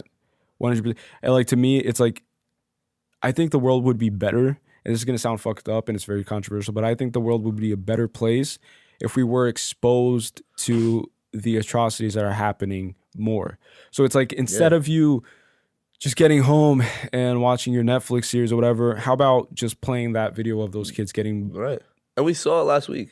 Yeah, we saw it with the whole tragedy in Jersey City. We saw it. And everybody reacted to it, which is positive. Everyone sees it. They empathize with the situation, and we pay our dues to whoever. Yeah. Now you have to look at it at a global scale. Yeah. Like, because it happened on home soil, you felt it. Now, that's happening to people every day. There's the whole situation in China with the concentration camps. Yeah. There's the whole situation in Palestine, Syria. With the sweatshops, right? And the slave workers and stuff that make your iPhone and make your... Yeah. But you're oblivious to the fact because the media just doesn't say. And that's actually funny. I think you saw the reaction that I had to the whole Jersey City thing. My reaction to that was kind of controversial, and the reason being is this, which is also going to be controversial. But this whole podcast is about being controversial. Fuck it. My own I'm glad that people acknowledge it, but again, it's because it's in home soil, so it's close to home. So that's why people will acknowledge it to in the first place. Yeah. Second being, people I just don't like it. I don't know. This is just a personal opinion. Yeah. It's I think it's so useless for you to just post something because again, I don't want to come off ingenuous anything like that, or extremely cynical. But it's like, I feel like a lot of people just posted about it because everybody else was posting about it. Yeah, that happens. So like FOMO, right? It's like fear of missing out. So if your friend is posting it, it's virtue signaling. It's because everybody else is posting it, like I'm gonna post it too. That's facts. You don't even have to hesitate about that. That's facts. People will do that. Yeah. People will see that other people are posting about it. They might even know what happened in Jersey City. They're already posting something about like prayers go out to, and again, and then it comes to the prayer aspect. Like, I don't know, man. It's like, if you really want to help, you can do it without doing anything that other people are doing. Like, you can donate money to the families that were involved. You go out of your way to actually help. You can donate, And I'm not saying that a post helps because it raises awareness. No, yeah. Right. Exactly that, yeah. But how much do you care? Yeah. Because if you, what worries me is if you can't empathize with everything that's happening around the world, if you have no sympathy for everybody that's, even other states, other countries, if you can't empathize with those situations, you're fucked. Then how can you empathize so thoroughly with this one? Like, why do you care so much now? Is it because you genuinely care, or is it because everybody else cares? Yeah. Now, if somebody I can see empathizes with what happens around the world, and now they're empathizing with, and they post about this situation too. It's like, okay, this is good. You know, you're aware. Yeah. And not taking away from anybody. Obviously, no. It's like, people want. I mean, I guess in the end of the day, it's a good intention. But I want you to have that good intention with everything. Exactly, and it's kind of complicated to talk about it because of that. It's like, just like you said, it's good that it raises awareness, and to me, it's like it's using the evil that is the superficiality of social media, using it to a positive, I guess, use, and trying to like raise awareness and everything. But again, it's like almost using the word love a lot, right? Like people nowadays, like I feel like if you use something too much, it loses value. Yes. So my prayers go out to whatever. Did you actually pray for them? Is there actually any meaning in that? Yeah. Like, that's my thing. It's like, are you posting that just? But because again, everybody else did. I'm not going to judge you for that because you're raising awareness. Like, at least there's some good out of it. But you know what I mean? Like, I want you to actually care. Exactly. I want you to actually care. If you post, I actually care. Post, I don't even know if I posted about it at the time. But I actually care. Like, I feel for his family, and I feel for the victims, and I feel for everybody involved. And I actually, I might not post about it, but like, the same way I care about him is the same way I care about everybody else, though. You know? Mm-hmm. Or same way I care about everybody involved is like the people who live near. Yeah. The risk factors, all that stuff is the scare part, you know, like of you just going to work one day. Bro. Yeah. Like, I saw a lot of stories of people I follow and who work in Jersey City, and they were like hiding like under like tables and stuff, and just like scared and just like my boy was there. He's a cop. Really? Yeah. And he was like involved in the shootout. Yeah. That's gun crazy. in his hand and everything. That's crazy. Yeah. That's fucking crazy. Yeah, like empathy, man. Empathy is the key, and being open-minded. Yeah. And just making assessments basing off of that. Yeah. And it's one thing to be open-minded, but you have to like, I literally. When I say, like, I consider every single point of view. Mm-hmm. Even when I do something wrong, right? Yeah. I think about what he thought about it, what he thought about it, what the fourth party thought about it, and I analyze. Yeah. It's self-analysis, and you say, okay, maybe I shouldn't have done this. Yeah. Maybe I should have did this better. Even doing that with people you disagree with, right? Right. So, like, that's the hardest part because, like, people, again, pride and ego gets in the way. Yeah. So, it's like, if you're in like a very hot feud with someone and you just hate that person's gut at that point, it's very hard for you to remove yourself from that scenario and be like, wait. It takes power. You have to be mentally strong enough to do that. Let me see why he's hating this hard. Let me see, try to understand this. That's why I don't answer. Because I'm like, oh, you know what? Maybe he's been training for this long and things haven't gone his way, or maybe genetically he wasn't as whatever. Mm-hmm. I don't like to respond. Like, I try to empathize. Just sometimes when it happens too much, you're like, all right, this is the one. I got to say something back. And I didn't even say when I responded to this person, I responded like not negatively at first. Mm-hmm. Really, the negativity came in when like people who follow me who saw it got mad that he was saying that, and then that's when the negativity came in. But I was like, listen, bro, believe what you want. This is the fact. Yeah, end of story. And I stopped. Yeah. And another funny thing is that yesterday I was reading this book where it talked about evolutionary humanism, which is basically what Hitler did with like Nazis and everything. And again, like this is very controversial to even say that, right? To even state his name, for example. But it goes back into like being so open-minded that you're able to empathize with one of the most villainous and just and worst human beings on the planet. And basically. understand why they did what they did. Understand why he did it. Try to, at least. Yeah, because you'll never fully understand like, what he did. But basically, like I was reading up on how, you know, basically he was applying Darwinism logic to the human race, where he viewed a certain species, and I use race rather, because we're all a human race, right? Like, but people say, oh, like the black race or white race or whatever, but that's all bullshit. And basically like trying to apply that to one specific race, which was the Aryan race, which to him had all the perfect attributes and stuff. And so he wanted to sustain that and to have them interbreed with each other and not crossbreed with other races in order to perpetuate the human race. And in his mind, he wanted to do that atrocious act for the better sake of humankind. Right. So if you put yourself in that position and try to like empathize with that, you're like you'll start getting scared of how much that kind of makes sense. Yeah. To him at least, right? Yeah. So in his mind, like he was never doing anything wrong. And so he didn't even realize how bad he didn't even realize. Like it was just like second nature to him. It's like, oh, like I'll just do this. So he was trying to act as what's it called? Biological just like basically he was trying to play Mother Nature and like exterminating everything else and making it evolve. But like that's again, the author of the book had to put himself in a very, very, very controversial position that you don't understand at all. Yeah, like you might not agree at all, and you have to, but you still have to consider why they're thinking the way they're thinking and what made them think that way. Mm-hmm. And then you could kind of get some insight on why they're doing what they're doing, and then you could have a response, or you can have like just an understanding. Mm-hmm. Like I think about what's going on in China right now. Yeah. Why are they doing that? Yeah. And I try to think like, what's the logic? I mean, you know, to be open-minded like that instead of just being like, oh, fuck them. Fuck them, yeah. They don't know what they're doing. They're assholes. Yeah. Da da da.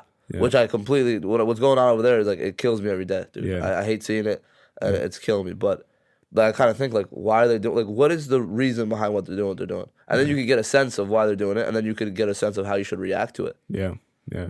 And that's the only way for you to actually understand people. It's by putting yourself in that position, because there's no other way. Because everything else is just a grouping of just narratives. It's like everybody has, to me, every social interaction, especially in business, it's like you walk into a conference room, for example, and you're about to negotiate a contract or a raise or anything with someone else who holds that power over you. It's like you walk into a room, you're walking into a narrative. Right. So once you sit down, everybody that's in like sitting at that table is fighting for who controls the narrative.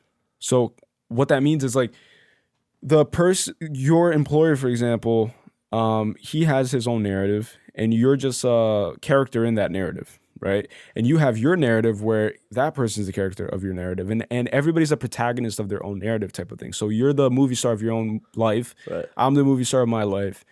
You know, Joe's the movie star of his life, and so on and so forth. And so like that's where ego comes into play. So it's clashing of ego. And so the way for you to understand other people's narrative is to kind of put yourself in, accept the position that you may play in that person's narrative. So instead of you trying to clash narratives and be like, no, I'm imposing my narrative in this room, so mine goes and yours takes the backseat. It's like, all right, I'll accept your narrative, I'll play that part to better understand where you're coming from. Right. So then and then you respond with, I understand your narrative. Yeah. However, I think that this could be better because here, like, let me present to you what happens in my narrative that you may or may not like or understand. And then together you kind of mesh that narrative together and you create one that benefits both parties. Right. So like, that's the whole idea of like, just a win-win negotiation, a win-win mindset, which I'm big on.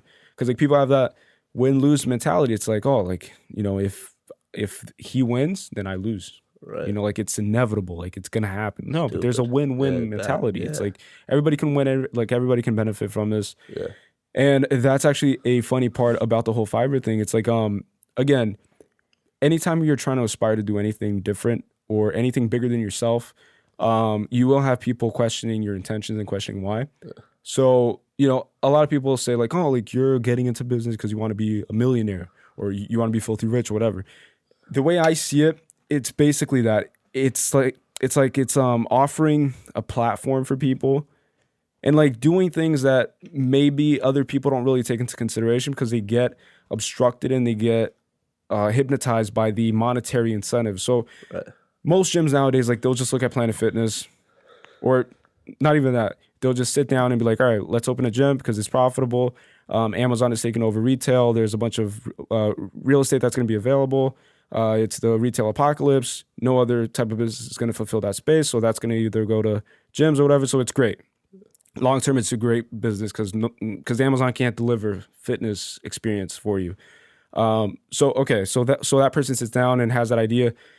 They'll bring up a list of like, oh, like what are the most successful gyms? And then they'll see like Planet Fitness, Retro, whatever it is. And they'll just copy and paste that and just like change a few colors, tweak it a little bit, change obviously the name and the logo and open it and be like, okay, like what now? Right? Like they'll start making money. It's successful. It works because it's similar to that. But that's not the route I'm going down towards. Like my whole idea is to kind of like just do my own thing. And not worry too much about the monetary incentives. Of course, it's a business, so it has to operate off of money. But it's kind of like just putting the passion and putting in everything else before the profit. How can I revolutionize this?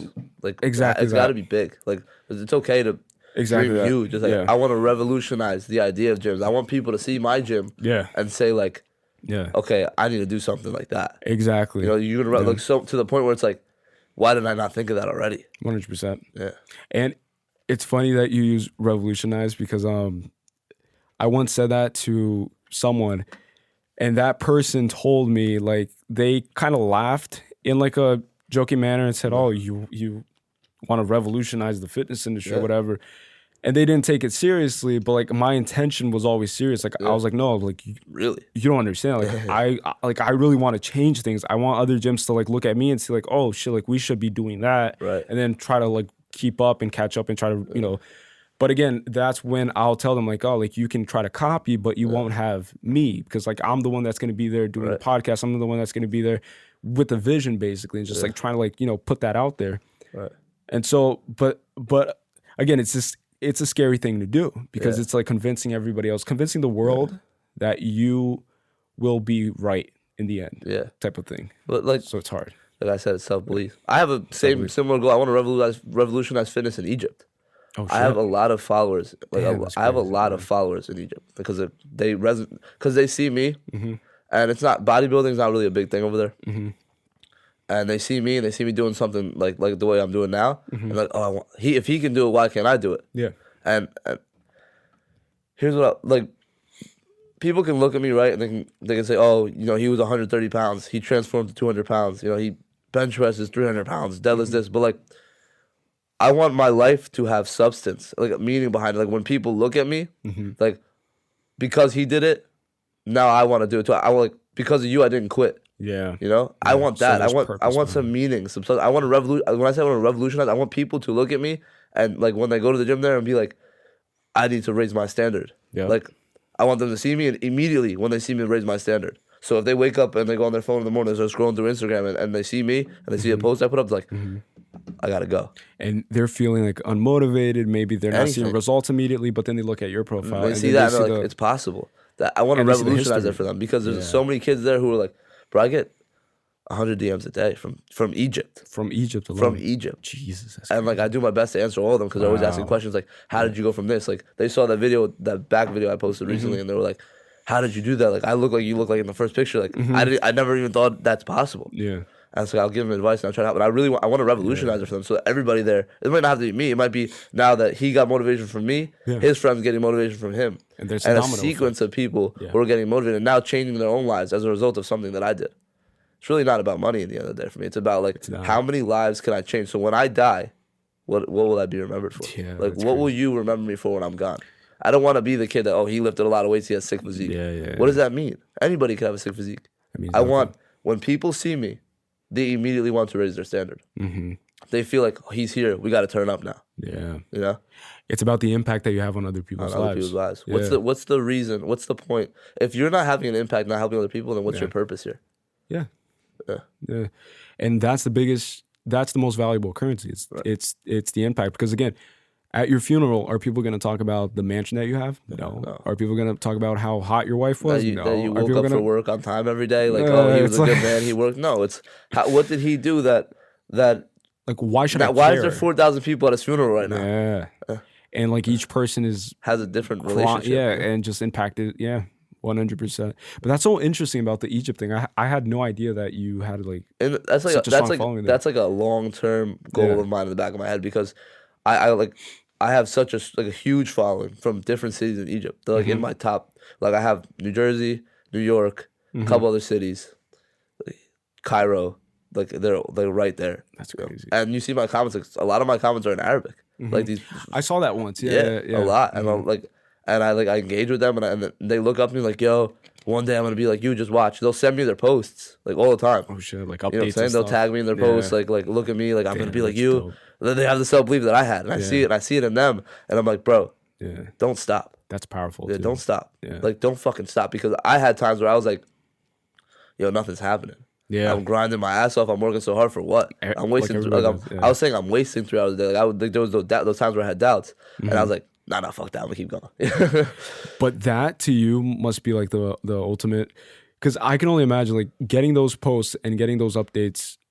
That drives the shit out of you. Yeah. Right. Because like you, not only are, like this not only includes you anymore. Yeah. It's like people who legitimately look up to you. It's like not even about me at all. You don't owe it to yourself anymore. It's like you owe it to. It's repaying the people who invested in me, who supported me, like I said, who saw potential in me when I couldn't see it in myself. Like I post a motivational video, right, and I have no idea. Like I kind of just post it because I think it's cool, and I'm like, oh, it's gonna motivate people. And then I see like the DMs that I get from some people who are like the impact that it had, and I'm like, I need to make 1,000 more, you know, because that's what I care about. Like now, like I have 6 more already sitting in my gallery, and I have 6 more that I have in my head that I want to make. Yeah, because if it has that much of an impact, that's what I care about. Yeah. And then money just ceases to be as important, I feel like. It's not even important, bro. Yeah. Because, do you know Jim Carrey?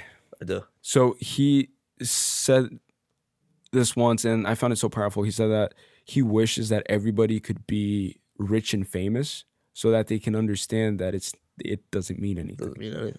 So it's like now he's trying to influence people with his artistry. So he paints, he's a painter, he's selling his art, he's trying to make a difference through charity work, things that he doesn't really show on social media. Like he keeps it very, hush to himself. But that's what brings him joy. It's like he doesn't do things for the spotlight anymore. Like he got out of that Hollywood machine and he realized that, oh, so you reach the epitome of A-list celebrity, you're the highest grossing paid actor in Hollywood, so now what? And you get there and it's like, so this is what people are looking forward to? So this is what everybody on this planet dreams of. Yeah. So and what's the point? It's just not enough. It's good that like money's good, bro. We all want money. Oh, of course. We all want money. You need money, yeah. But if I had to pick between money and making people's lives better, 100 times out of 100 is making people's lives better. Because that's what we grew up on, right? Yeah. Like not grew up on, but our species in general evolved from that. Right. It's like helping your neighbor learn how to fish. It's like helping your neighbor learn how to hunt. It's like it's helping other people. Like that's money. Money is interesting because money. If you think about everything, like everything is a human construct. It's like life. There's right now. There's 2 realities coexisting. There's the biological real material reality that we see, touch, feel, and there's the manufactured reality, basically, and they both happen at the same time. So, for example, money, right? Money only works because everybody believes in it. Right. So if the whole world, if 6 billion of 7 billion people stop believing in the dollar would no longer have any value. Yeah, because if you think about if you take out $100 bill, like a $100 bill right now, there's no inherent value to it. Like you can't eat it, you can't wear it, you can't do anything with it other than make it catch on fire to like warm yourself, but that will only last for like a second, right? yeah. So it's like there's no inherent value there. Yeah. And all of the value is just a construct. It's just like something that we give into it. Yes. So like that goes to everything in society. It's like things that people value. It's all just inherent, like it, like fame. Like I personally, I don't want to be famous. Like if it happens, I'll learn how to cope with it, but that's not something that I aspire to be. It's like I don't want to be famous YouTuber. I don't want to be like anything like that. I think the reason why I would want to be famous is that I would have, when I say famous, is a I would bigger have platform. a bigger platform to impact people. There's a thing. It's like, what's the point of being efficient if you can't be effective? Like, what's the point of me doing everything that I'm doing, being efficient, like every day grinding for 4 hours, if it's not effective? If it's not like, if other people aren't getting motivated by it, if other people aren't seeing it and being like, okay, that's possible. Yeah, I want to show people that's possible. Yeah, if you're willing to take it there, you have to be willing to go to like a dark. There's days where you go to like a dark place. You're in the, like, I'll be in the gym. It's like I'm in a dark place. So my friends will look at me and they look away because they see it. They see it and they're like, not today, bro. We're not even gonna talk. We just put the headphones on it and get it done. Yeah, and that's what it takes sometimes. You just have to be willing to take it there. And bro, that's what I love so much about this whole gym thing. It's like with sports, like you have talent, right? You need talent because you could work as hard as you want. It might not work out. With the gym, with fitness, bodybuilding, whatever, it's like you can go as far as you're willing to. And it's the effort that you put in is what you get out of it. Bro, I had shitty genetics. Like people, like if you see like in terms of everything, like length, ratios, everything, like garbage, like really bad. People say like people tell, like, there's like people like when I get shout outs from big pages and stuff, like people comment like this kid had the shittiest genetics. Like they could see it. And I was like, okay, well, all I can do is work as hard as possible and work past that. And that's what I did. And now people don't even notice anymore. Yeah. So there's no excuse. Especially in this sport, there's no excuse. It's like it's direct result. What you put in is what you get out. And it's a 24/7 gig. It's like, okay, in the gym, now it's eating. Nutrition. Am I making this? Am I doing it? Making decisions you make throughout the day that will affect that. Lifestyle, right? Yeah. Yeah. So let's tie into the question that someone asked about like how do you start? So what motivated you to get into the gym at first? Like I know that you said that it involved your legs. Like you. No, that was just a challenge that we did. It was like a 20. We didn't like our legs, so we're like, oh, we're gonna grow. Okay. And what we're gonna do is we're gonna kill ourselves, just like go push hard. ourselves to the absolute limit every single day until they grow. Okay. And it worked. So what motivated you to first step into the gym? Like what? It was clicked. Initially was soccer. I was like, I wanted to get stronger so that I could keep going. And then it was like, bro, I got like in high school, like I hate to say the word bully because I don't look at it. I just got, there was a lot of situations that I encountered that I hated that I was a small guy. I was small, bro. I was 5'4", 130 pounds. I was like a baby. Like I looked like I was 12 when I was a sophomore in high school. You know what I mean? Okay. And I was just like, I need to get out of this. Like I need to like, and like it was just, I guess it was like sick of taking shit and not being able to give it back confidently. Yeah, yeah. You know? Confidence. Yeah. So I was like, fuck that. I'm doing it. And I just like, when I started, so like what happened in high school was like I started for like a couple months and I stopped because it was just a soccer thing. And then like when I really started getting back into it again was in college, like junior year, end of sophomore year, junior year in college, where I was like, let's just, it was. You can actually take it seriously. To say something clicked, it was like accumulation of things like, I wanted to be able to present, I want to be presentable. I think the first thing people notice about you before they notice anything else is your physique. And people deny that. But true. Like the first thing people notice about you is your physique. If you walk into your boss's office for an interview, the first thing he sees when you walk in is not your smile, not your eyes, not the way it's your physique. And he's judging you by that. When he shakes your hand, he knows everything he needs about you from the handshake, from the way you look in his eyes. Yeah. He'll know everything he needs. A lot of stuff he needs to know about you from the jump. And I think it's a huge impact. The way and that works with like the way people perceive you when you're just walking the street. That's like if you're skinny, you're hunched over, they don't have a good posture, like lacking confidence. People are like they immediately judge you off of that. Yeah. When you have your, you're wide, they can see that you train. It's respectable. Yeah. And I kind of wanted that look. I wanted to be like, I wanted people to look at me and be like, have respect for me immediately. You know. Yeah.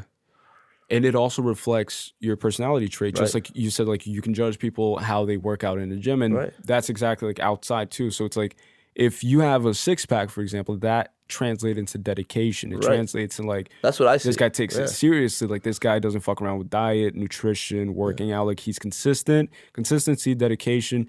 And a friend of mine, she told me this actually. Like she said that she looks at a potential spouse for like a romantic relationship by judging off of their abs. And then she explained it like, no, but not in a superficial sense. It's just like, Right. I just want to make sure that he's capable of being Working hard. dedicated, Yeah. of being consistent and Consistent. committed to it. Right. And that's So the it's all those consistency is three, key. yeah. Because like it ties back to the motivation thing. Like motivation is it comes and goes. Yeah. I have 100%. like more days than not where I'm Mm-hmm. unmotivated.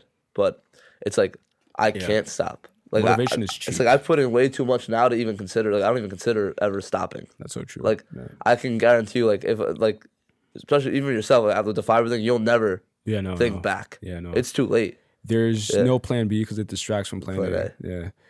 And that about looking back is so true because there were moments, again, I also want to touch on the whole like dark energy thing because I think that every high achiever has dark energy. And basically what that is going into that very dark place in your mind that not many people are just courageous enough to access and just staying in there a little bit just to like find yourself because you'll find yourself in the darkest recesses of your mind. So I like thrive there. I thrive there too. Yeah, it's just that dark mentality. And Sometimes that like dark I'll be there space. for a long time, and then when I start like seeing myself come out of it, I'm like, fuck. Yeah. I want to go back. Yeah, Like if I could stay here for a day, you know, that like the things I could do. Yeah, because that's where growth lies. Yeah. So it's like there were days where, you know, I spoke on this before, but there were days where I thought about quitting everything. But then you look back and then you see like, damn, like all this legwork that you put in, all of this, like this trail that you've managed to traverse up until this point, and you're just going to throw everything away because of this like minor setback. Yeah. So then you have to pivot drastically and you have to practice radical candor and you have to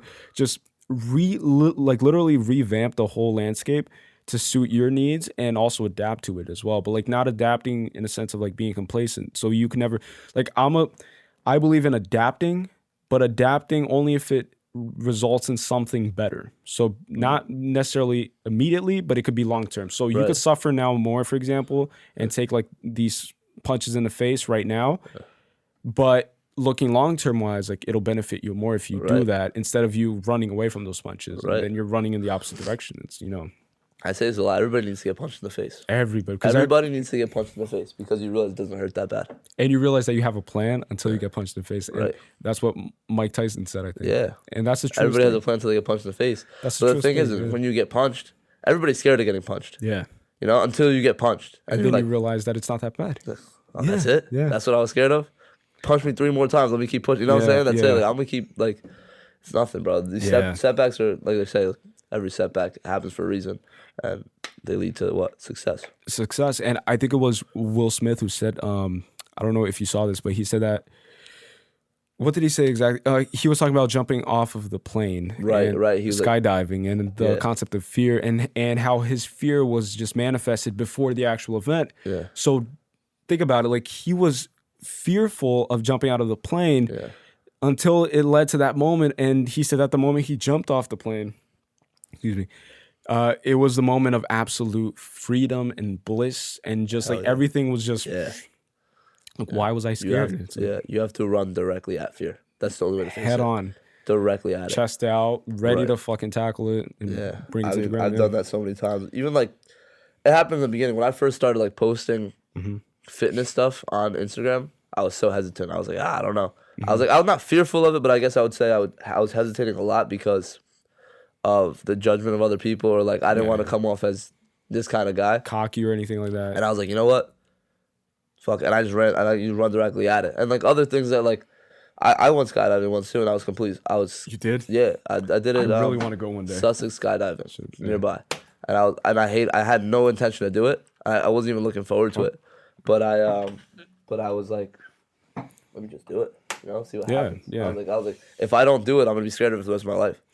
And you're going to want to do it for the rest of your life too. And like have that thought in the back of your head, like what if, you know?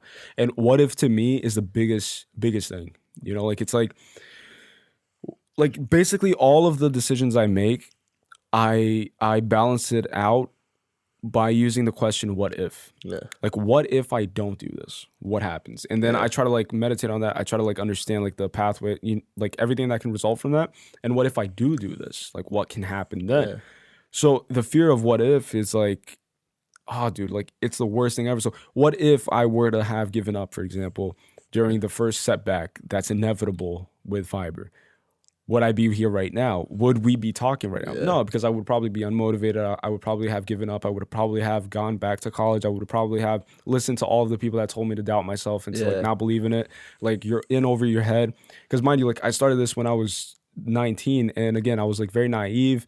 And I kind of thank myself for being naive because you have to be kind of, again, kind of crazy and kind of like so in tune with your own self-belief and potential that you just tune out every doubt that anybody can have. It's like everybody that told you, like, who do you think you are getting a gym membership? Yeah. Like, what the fuck are you doing? Like, just focus on your studies and just do whatever, like, and then you tell them that you want to be a soccer player and that you want to be like a world class athlete or or a bodybuilder, whatever it is. And if you listen, like you can't listen to that. Like that's the whole thing. Like you have to be naive to a point where you're very ignorant towards that. Yeah, that's the best way to be. Yeah. And I think it's good that, I mean, like, some people blow up at, like, some really good things happen to them and they find it at 18 and they're young and they haven't gone through shit yet to know how to deal with it. Yeah. I think it's good that, like, right now I'm posting every single day, trying to build a following so that I can motivate people so eventually I could, like, I want to impact as many people as possible. That's the end goal. Yeah. And to do that, I have to, like, eat shit a lot For those people. Yeah. Right.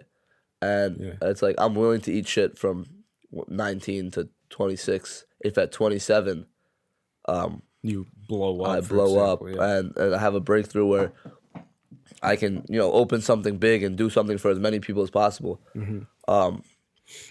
Then I'm willing to suffer for 8 years. It's okay. Yeah. Like I told you, this is the fun part. Yeah. The fun part. Every day I wake up and, like, it's a clear vision. It's like, I got to do this and I got to do that. It's clear. Yeah.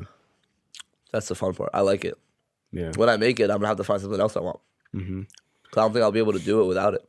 And that's the only reason why you're here today. It's because you like it, right? Because you embrace it and you like that dark part of just everything that is, And I don't know if you feel the same way, but personally, like in 3 years maybe, I've matured what most people will mature in like maybe 30 years, 20 years. Or That's something. why I'm happy I didn't blow up.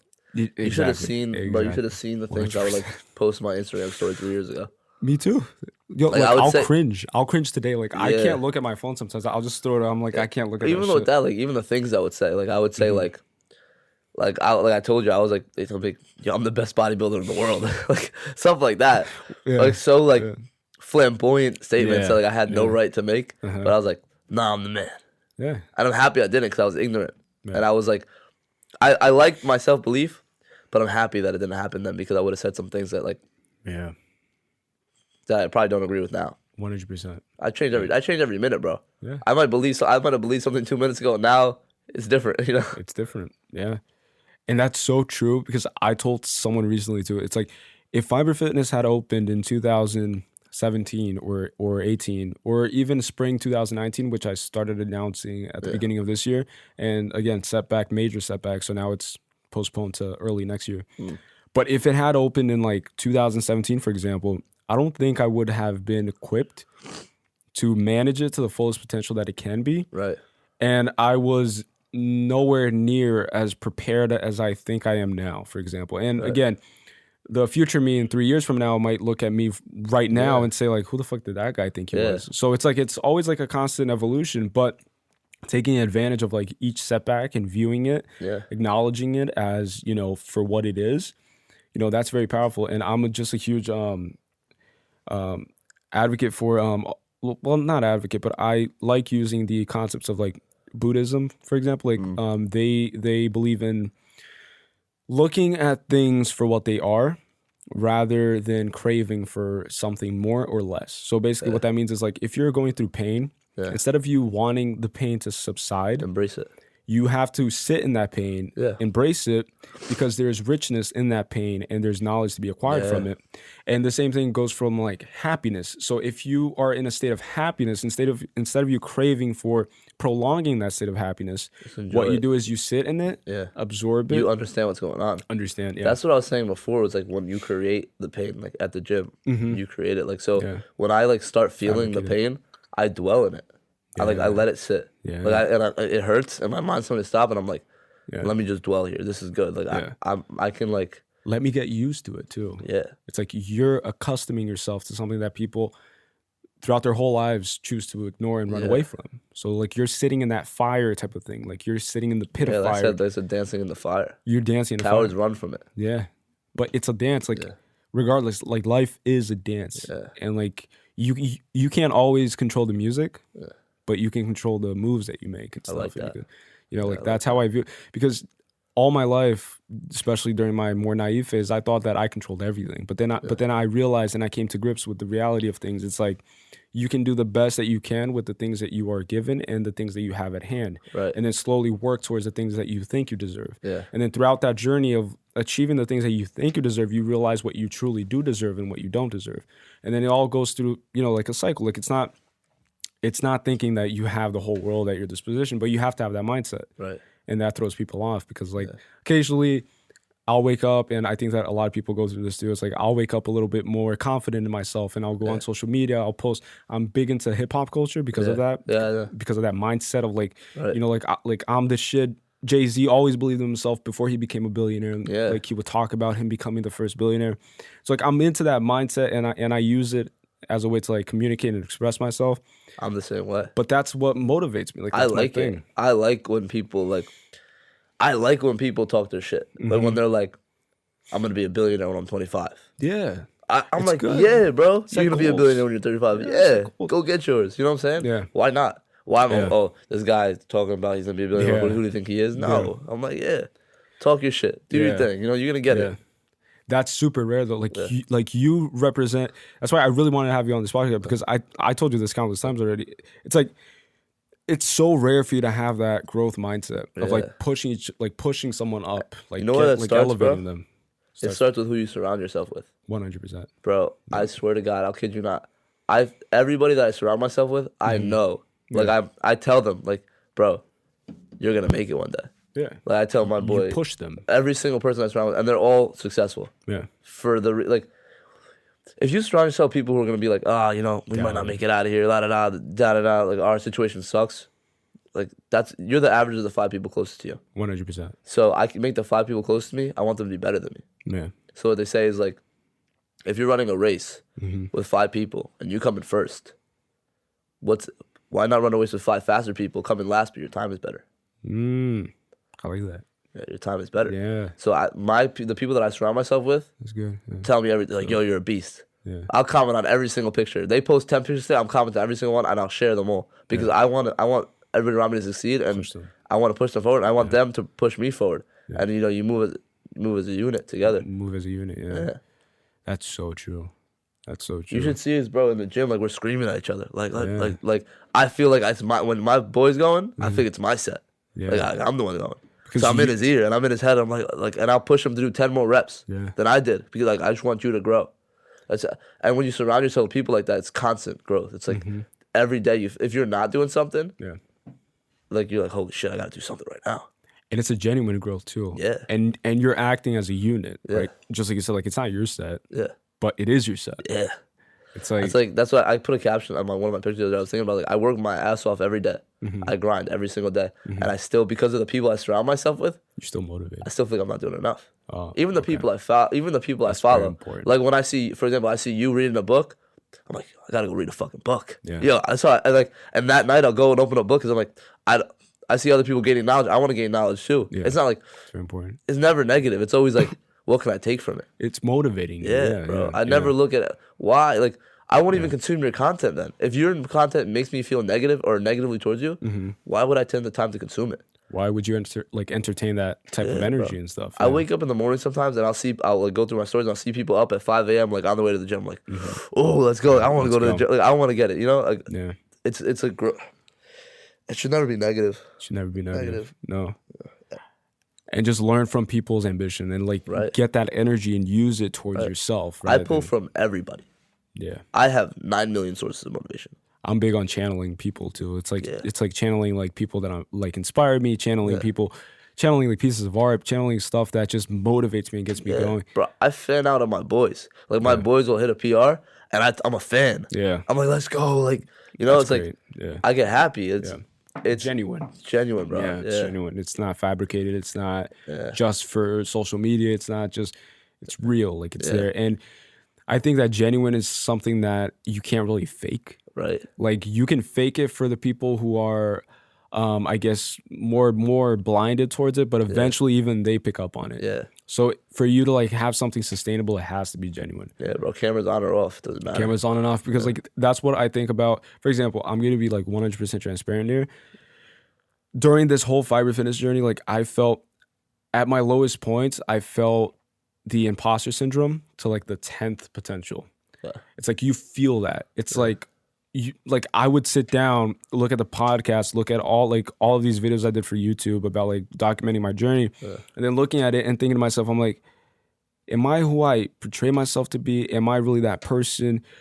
Should I just quit right now? Like, who am I? Like, I start questioning myself a lot. I know, bro. I've been there. It's like easy because it's easy to question yourself. It's easy to question. Yeah, but it's easier than believing in yourself. That's why the dark space is good.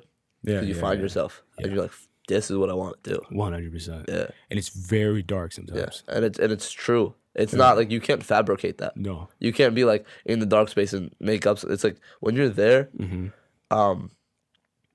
everything is genuine. It's like I got to do this, and you really find out who you really are. It's more objective, right? So like, there's like, it helps you isolate from reality in general. It's like you're just there. Yeah, you got to do some really hard shit to get there. Though. A lot of people don't like. A lot of people won't understand what that dark space is. No, because they haven't never gone been there. through shit. Yeah, they haven't gone there, and so they're gonna be like, oh, what are they talking about? This dark space. It's like, for me, it's like when I'm about to do some crazy weight or when I'm about to embark on something that's really difficult. It's not only in the gym, anything. It's like how I know it's about to go down. I know what it's gonna take for me to do that, and it's like I gotta go. Like you gotta do some really hard shit. You're going into war. Yeah, that's what it is. You're like going into war, and it's like almost like you think about it as if your life is on the line. 100%. Yes. And then it's like you tap into a zone that some people can never tap into. Yeah. You tap in, like I tap into zones, bro. That I'm like, sometimes I do some things, and I'm like, how the fuck did I just do that? How did I do that? I look back, like I'll be in my car, and I'll be like, bullshit. Like, think about it. Did I just do that? You know? 100%. Yeah, man. Yeah. And that's the ultimate way. Like, that's the, like, every person that revolutionized the world, every person that made the world, that left a dent on the universe, I'm a huge believer in that they have a dark energy to them. Right. Because you have to have it. Like, you have to have that drive. Yeah. That, just like you said, it's do or die. Yeah. It could be something as simple as like a PR, for example, at the gym. Right.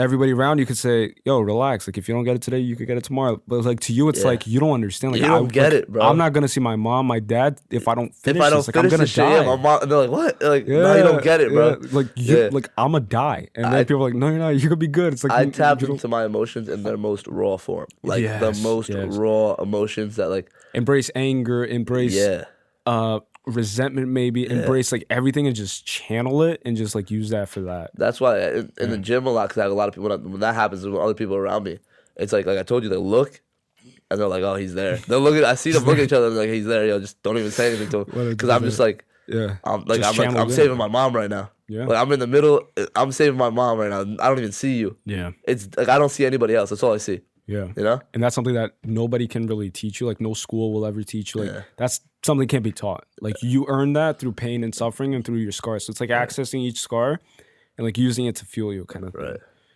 And I'm just checking the time. We almost did 2 hours already. Dope. Jesus fucking Christ. All right. Is there anything else that you want to like touch on? Any questions, maybe subjects that you? Were there any other questions on that list? What else was there?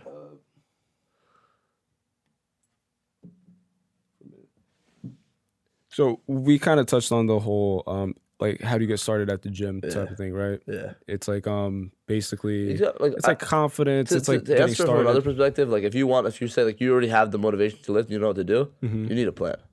Yeah. If you go to the long-term plan, right? Right, even short-term and long-term, because if you go to the gym and you just don't know what you're like, oh, I'm gonna go today, You're lost. and you're just gonna go, you're gonna do like some of this, some of that, some of this, and like you're not gonna see growth. That's the hard truth about it, is like if you're not doing the right thing, nothing's gonna happen.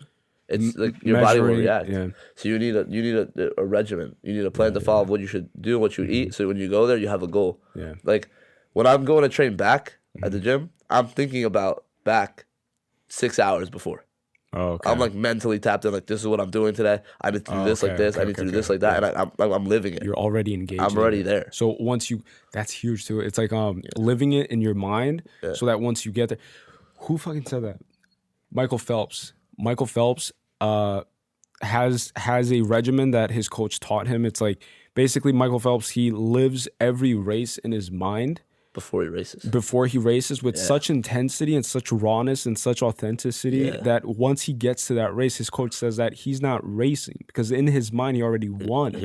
So he's just going through the motions. I do that, especially like I know in the days I'm gonna try to go for a PR, and the whole day, bro. So you're just from when I wake up to when I leave.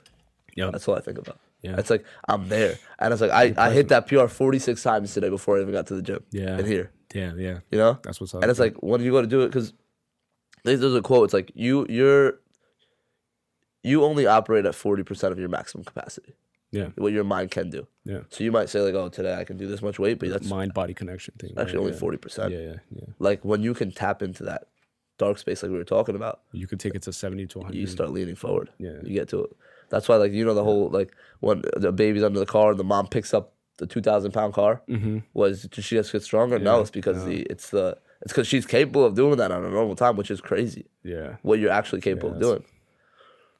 So when you're able to tap into that and access those emotions so freely, because now I can almost do it at my will. It's like, because I do it so often. When you want to, and it just like, taps into yo, I have to do that right now, and I'll go. Yeah. And I'll get in there. I know exactly what to think about and how to get there, and then I'm like, I'm in that zone, and it's like, you can't take me out of it. The only person that can take me out of here is myself. Yep. And I feel like, again, every A-list celebrity, every actor, like everyone speaks about that, about like tapping into like their alter ego type of thing. So yeah, so basically, if you're gonna start at the gym, it's having a plan, and establishing that mind to body connection too. It's like be committed to it. Don't say like if you're gonna do it all the way or don't do it at all. And be clear with your vision too. It's like what's the reason why you're doing it? Like, if it's for like something that's not sustainable, if it's to impress a girl that you're talking to right now, it's not going to last 2 years from now. Won't last a couple months, bro. Won't last a couple months. So it has there's got to be something deeper. It's got to be deeper than just like impressing somebody. It's got to there's something deep rooted. It has to be for you and something even like bigger than yourself too. Because like that's what's big to me. It's like it has to be for you, but at the same time, it's so bigger than you are that. I said something in a video the other day, and it's the difference between hard workers and people who work hard. I saw that. So spot on. It's easy for someone to work hard. Yeah. Anybody in the world can work hard. You can get any person off the street, tell them, come to the gym with me, work hard, do this, do that, and they'll do it. But it's like you're gonna succeed when it's intrinsic, when you're a hard worker, when you're like, no matter what. Like lights on, lights off, like I said, raining, snowing, holidays, whatever. You're a hard worker. It's like intrinsic. There. Like even when I don't feel like doing it, my body and my mind just take me there now. Yeah. Because it just comes from within. When you work hard, it's like you'll do it when like I said, like the lights are on, the stadium, people are watching. There, it's like what about when it's dark and the gym's empty and there's no cameras and it's raining outside and it's 20 degrees out? Yeah. What are you doing then? Yeah, that's when the hard workers come out. Yeah. That's why on Friday night the gym's empty. Like I'm there and the gym's empty. 100%. Sunday morning, Saturday night, gym's empty. Yeah. You know? That's when the hard workers are there. Not to say that people can't work out during the day. Of course, yeah. But like you'll find out the essence of it. Yeah.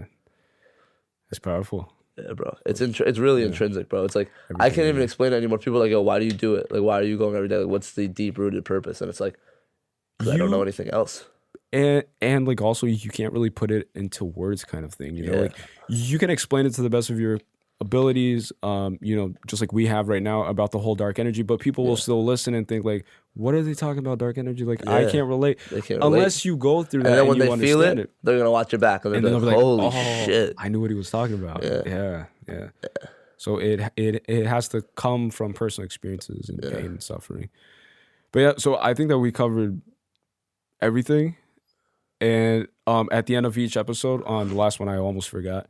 At the end of each episode, basically what I like to do is kind of touch on what you said about like having a platform to like impact other people's lives. So at the end of each episode, I ask that each guest looks into this camera right here and pretends that they're walking on the world stage right now, a platform that everybody is looking at you, everybody's listening, everybody has an earpiece plugged in that's translated into their language and they understand you perfectly. And you have this opportunity right now, no pressure, to communicate a message that you think people should hear. And it could be anything. Like I've had people say like, follow me on the gram. Like it could be anything, but you have this opportunity right now to impact and influence people and say something that you think that the world right now needs to hear. So just take your time and do it. I like that question. Yeah. I wish I thought about this. Before. What I would say is have the courage to be warm when the world would prefer that you be cool. You know, don't be afraid to go against what everybody else is saying. Just have the courage to do the opposite or to stand out. That's what's going to separate you from the pack. So have the courage to be warm when the world would prefer that you be cool. That's powerful. Yeah, just set your own standards. Set your own standard. Your own temperature. Who cares what everybody else is doing? I never, like, bro, it's like, I'm happy that I never really cared what anybody else thought. There was like times where I consider it, and it's like, nah. Like, I don't care. I don't care if I'm wearing red and you're all wearing black. Mm-hmm. I don't give a fuck. I don't give a fuck. I like red. That's what's I'm gonna stay like I like red. If I want to wear blue, and you guys say blue is ugly, and I like blue, fuck you guys. Fuck you. I'm wearing blue. So that's the message of the podcast. Fuck you if you like blue. I like red. That's it. So thank you again for coming on. Appreciate it, man. Thank you for having me here. Taking the patience throughout the whole setup process. It's still working. It's still a work in progress. It's a dope studio, bro. And we're definitely going to do this again at the Fiber Fitness Studio. For sure. I want you to be one of the first people once it's open. And hopefully then we'll do it, live, and we'll have like a better setup working. We got to do it again. I think we could talk for hours. No, 100%. We could have did this for 10 hours. And I looked at the clock here and I was like, oh shit! We did 2 hours. I forgot the cameras were there. We did 2 hours. Now. Yeah. I only remember the cameras now because I told myself like I can't forget about the message at the end because like every conversation I forgot that was even there. For a second I looked at it, I was like, holy shit, it's so a camera. I was like, where's the camera? And then the last one, like I almost forgot about that last message thing because you have to look at the camera. And then I was just so engaged in the conversation that I'll forget about that shit. Right. But yeah, so all right guys, so this episode will be available soon on iTunes through the podcast app on your iPhone and YouTube.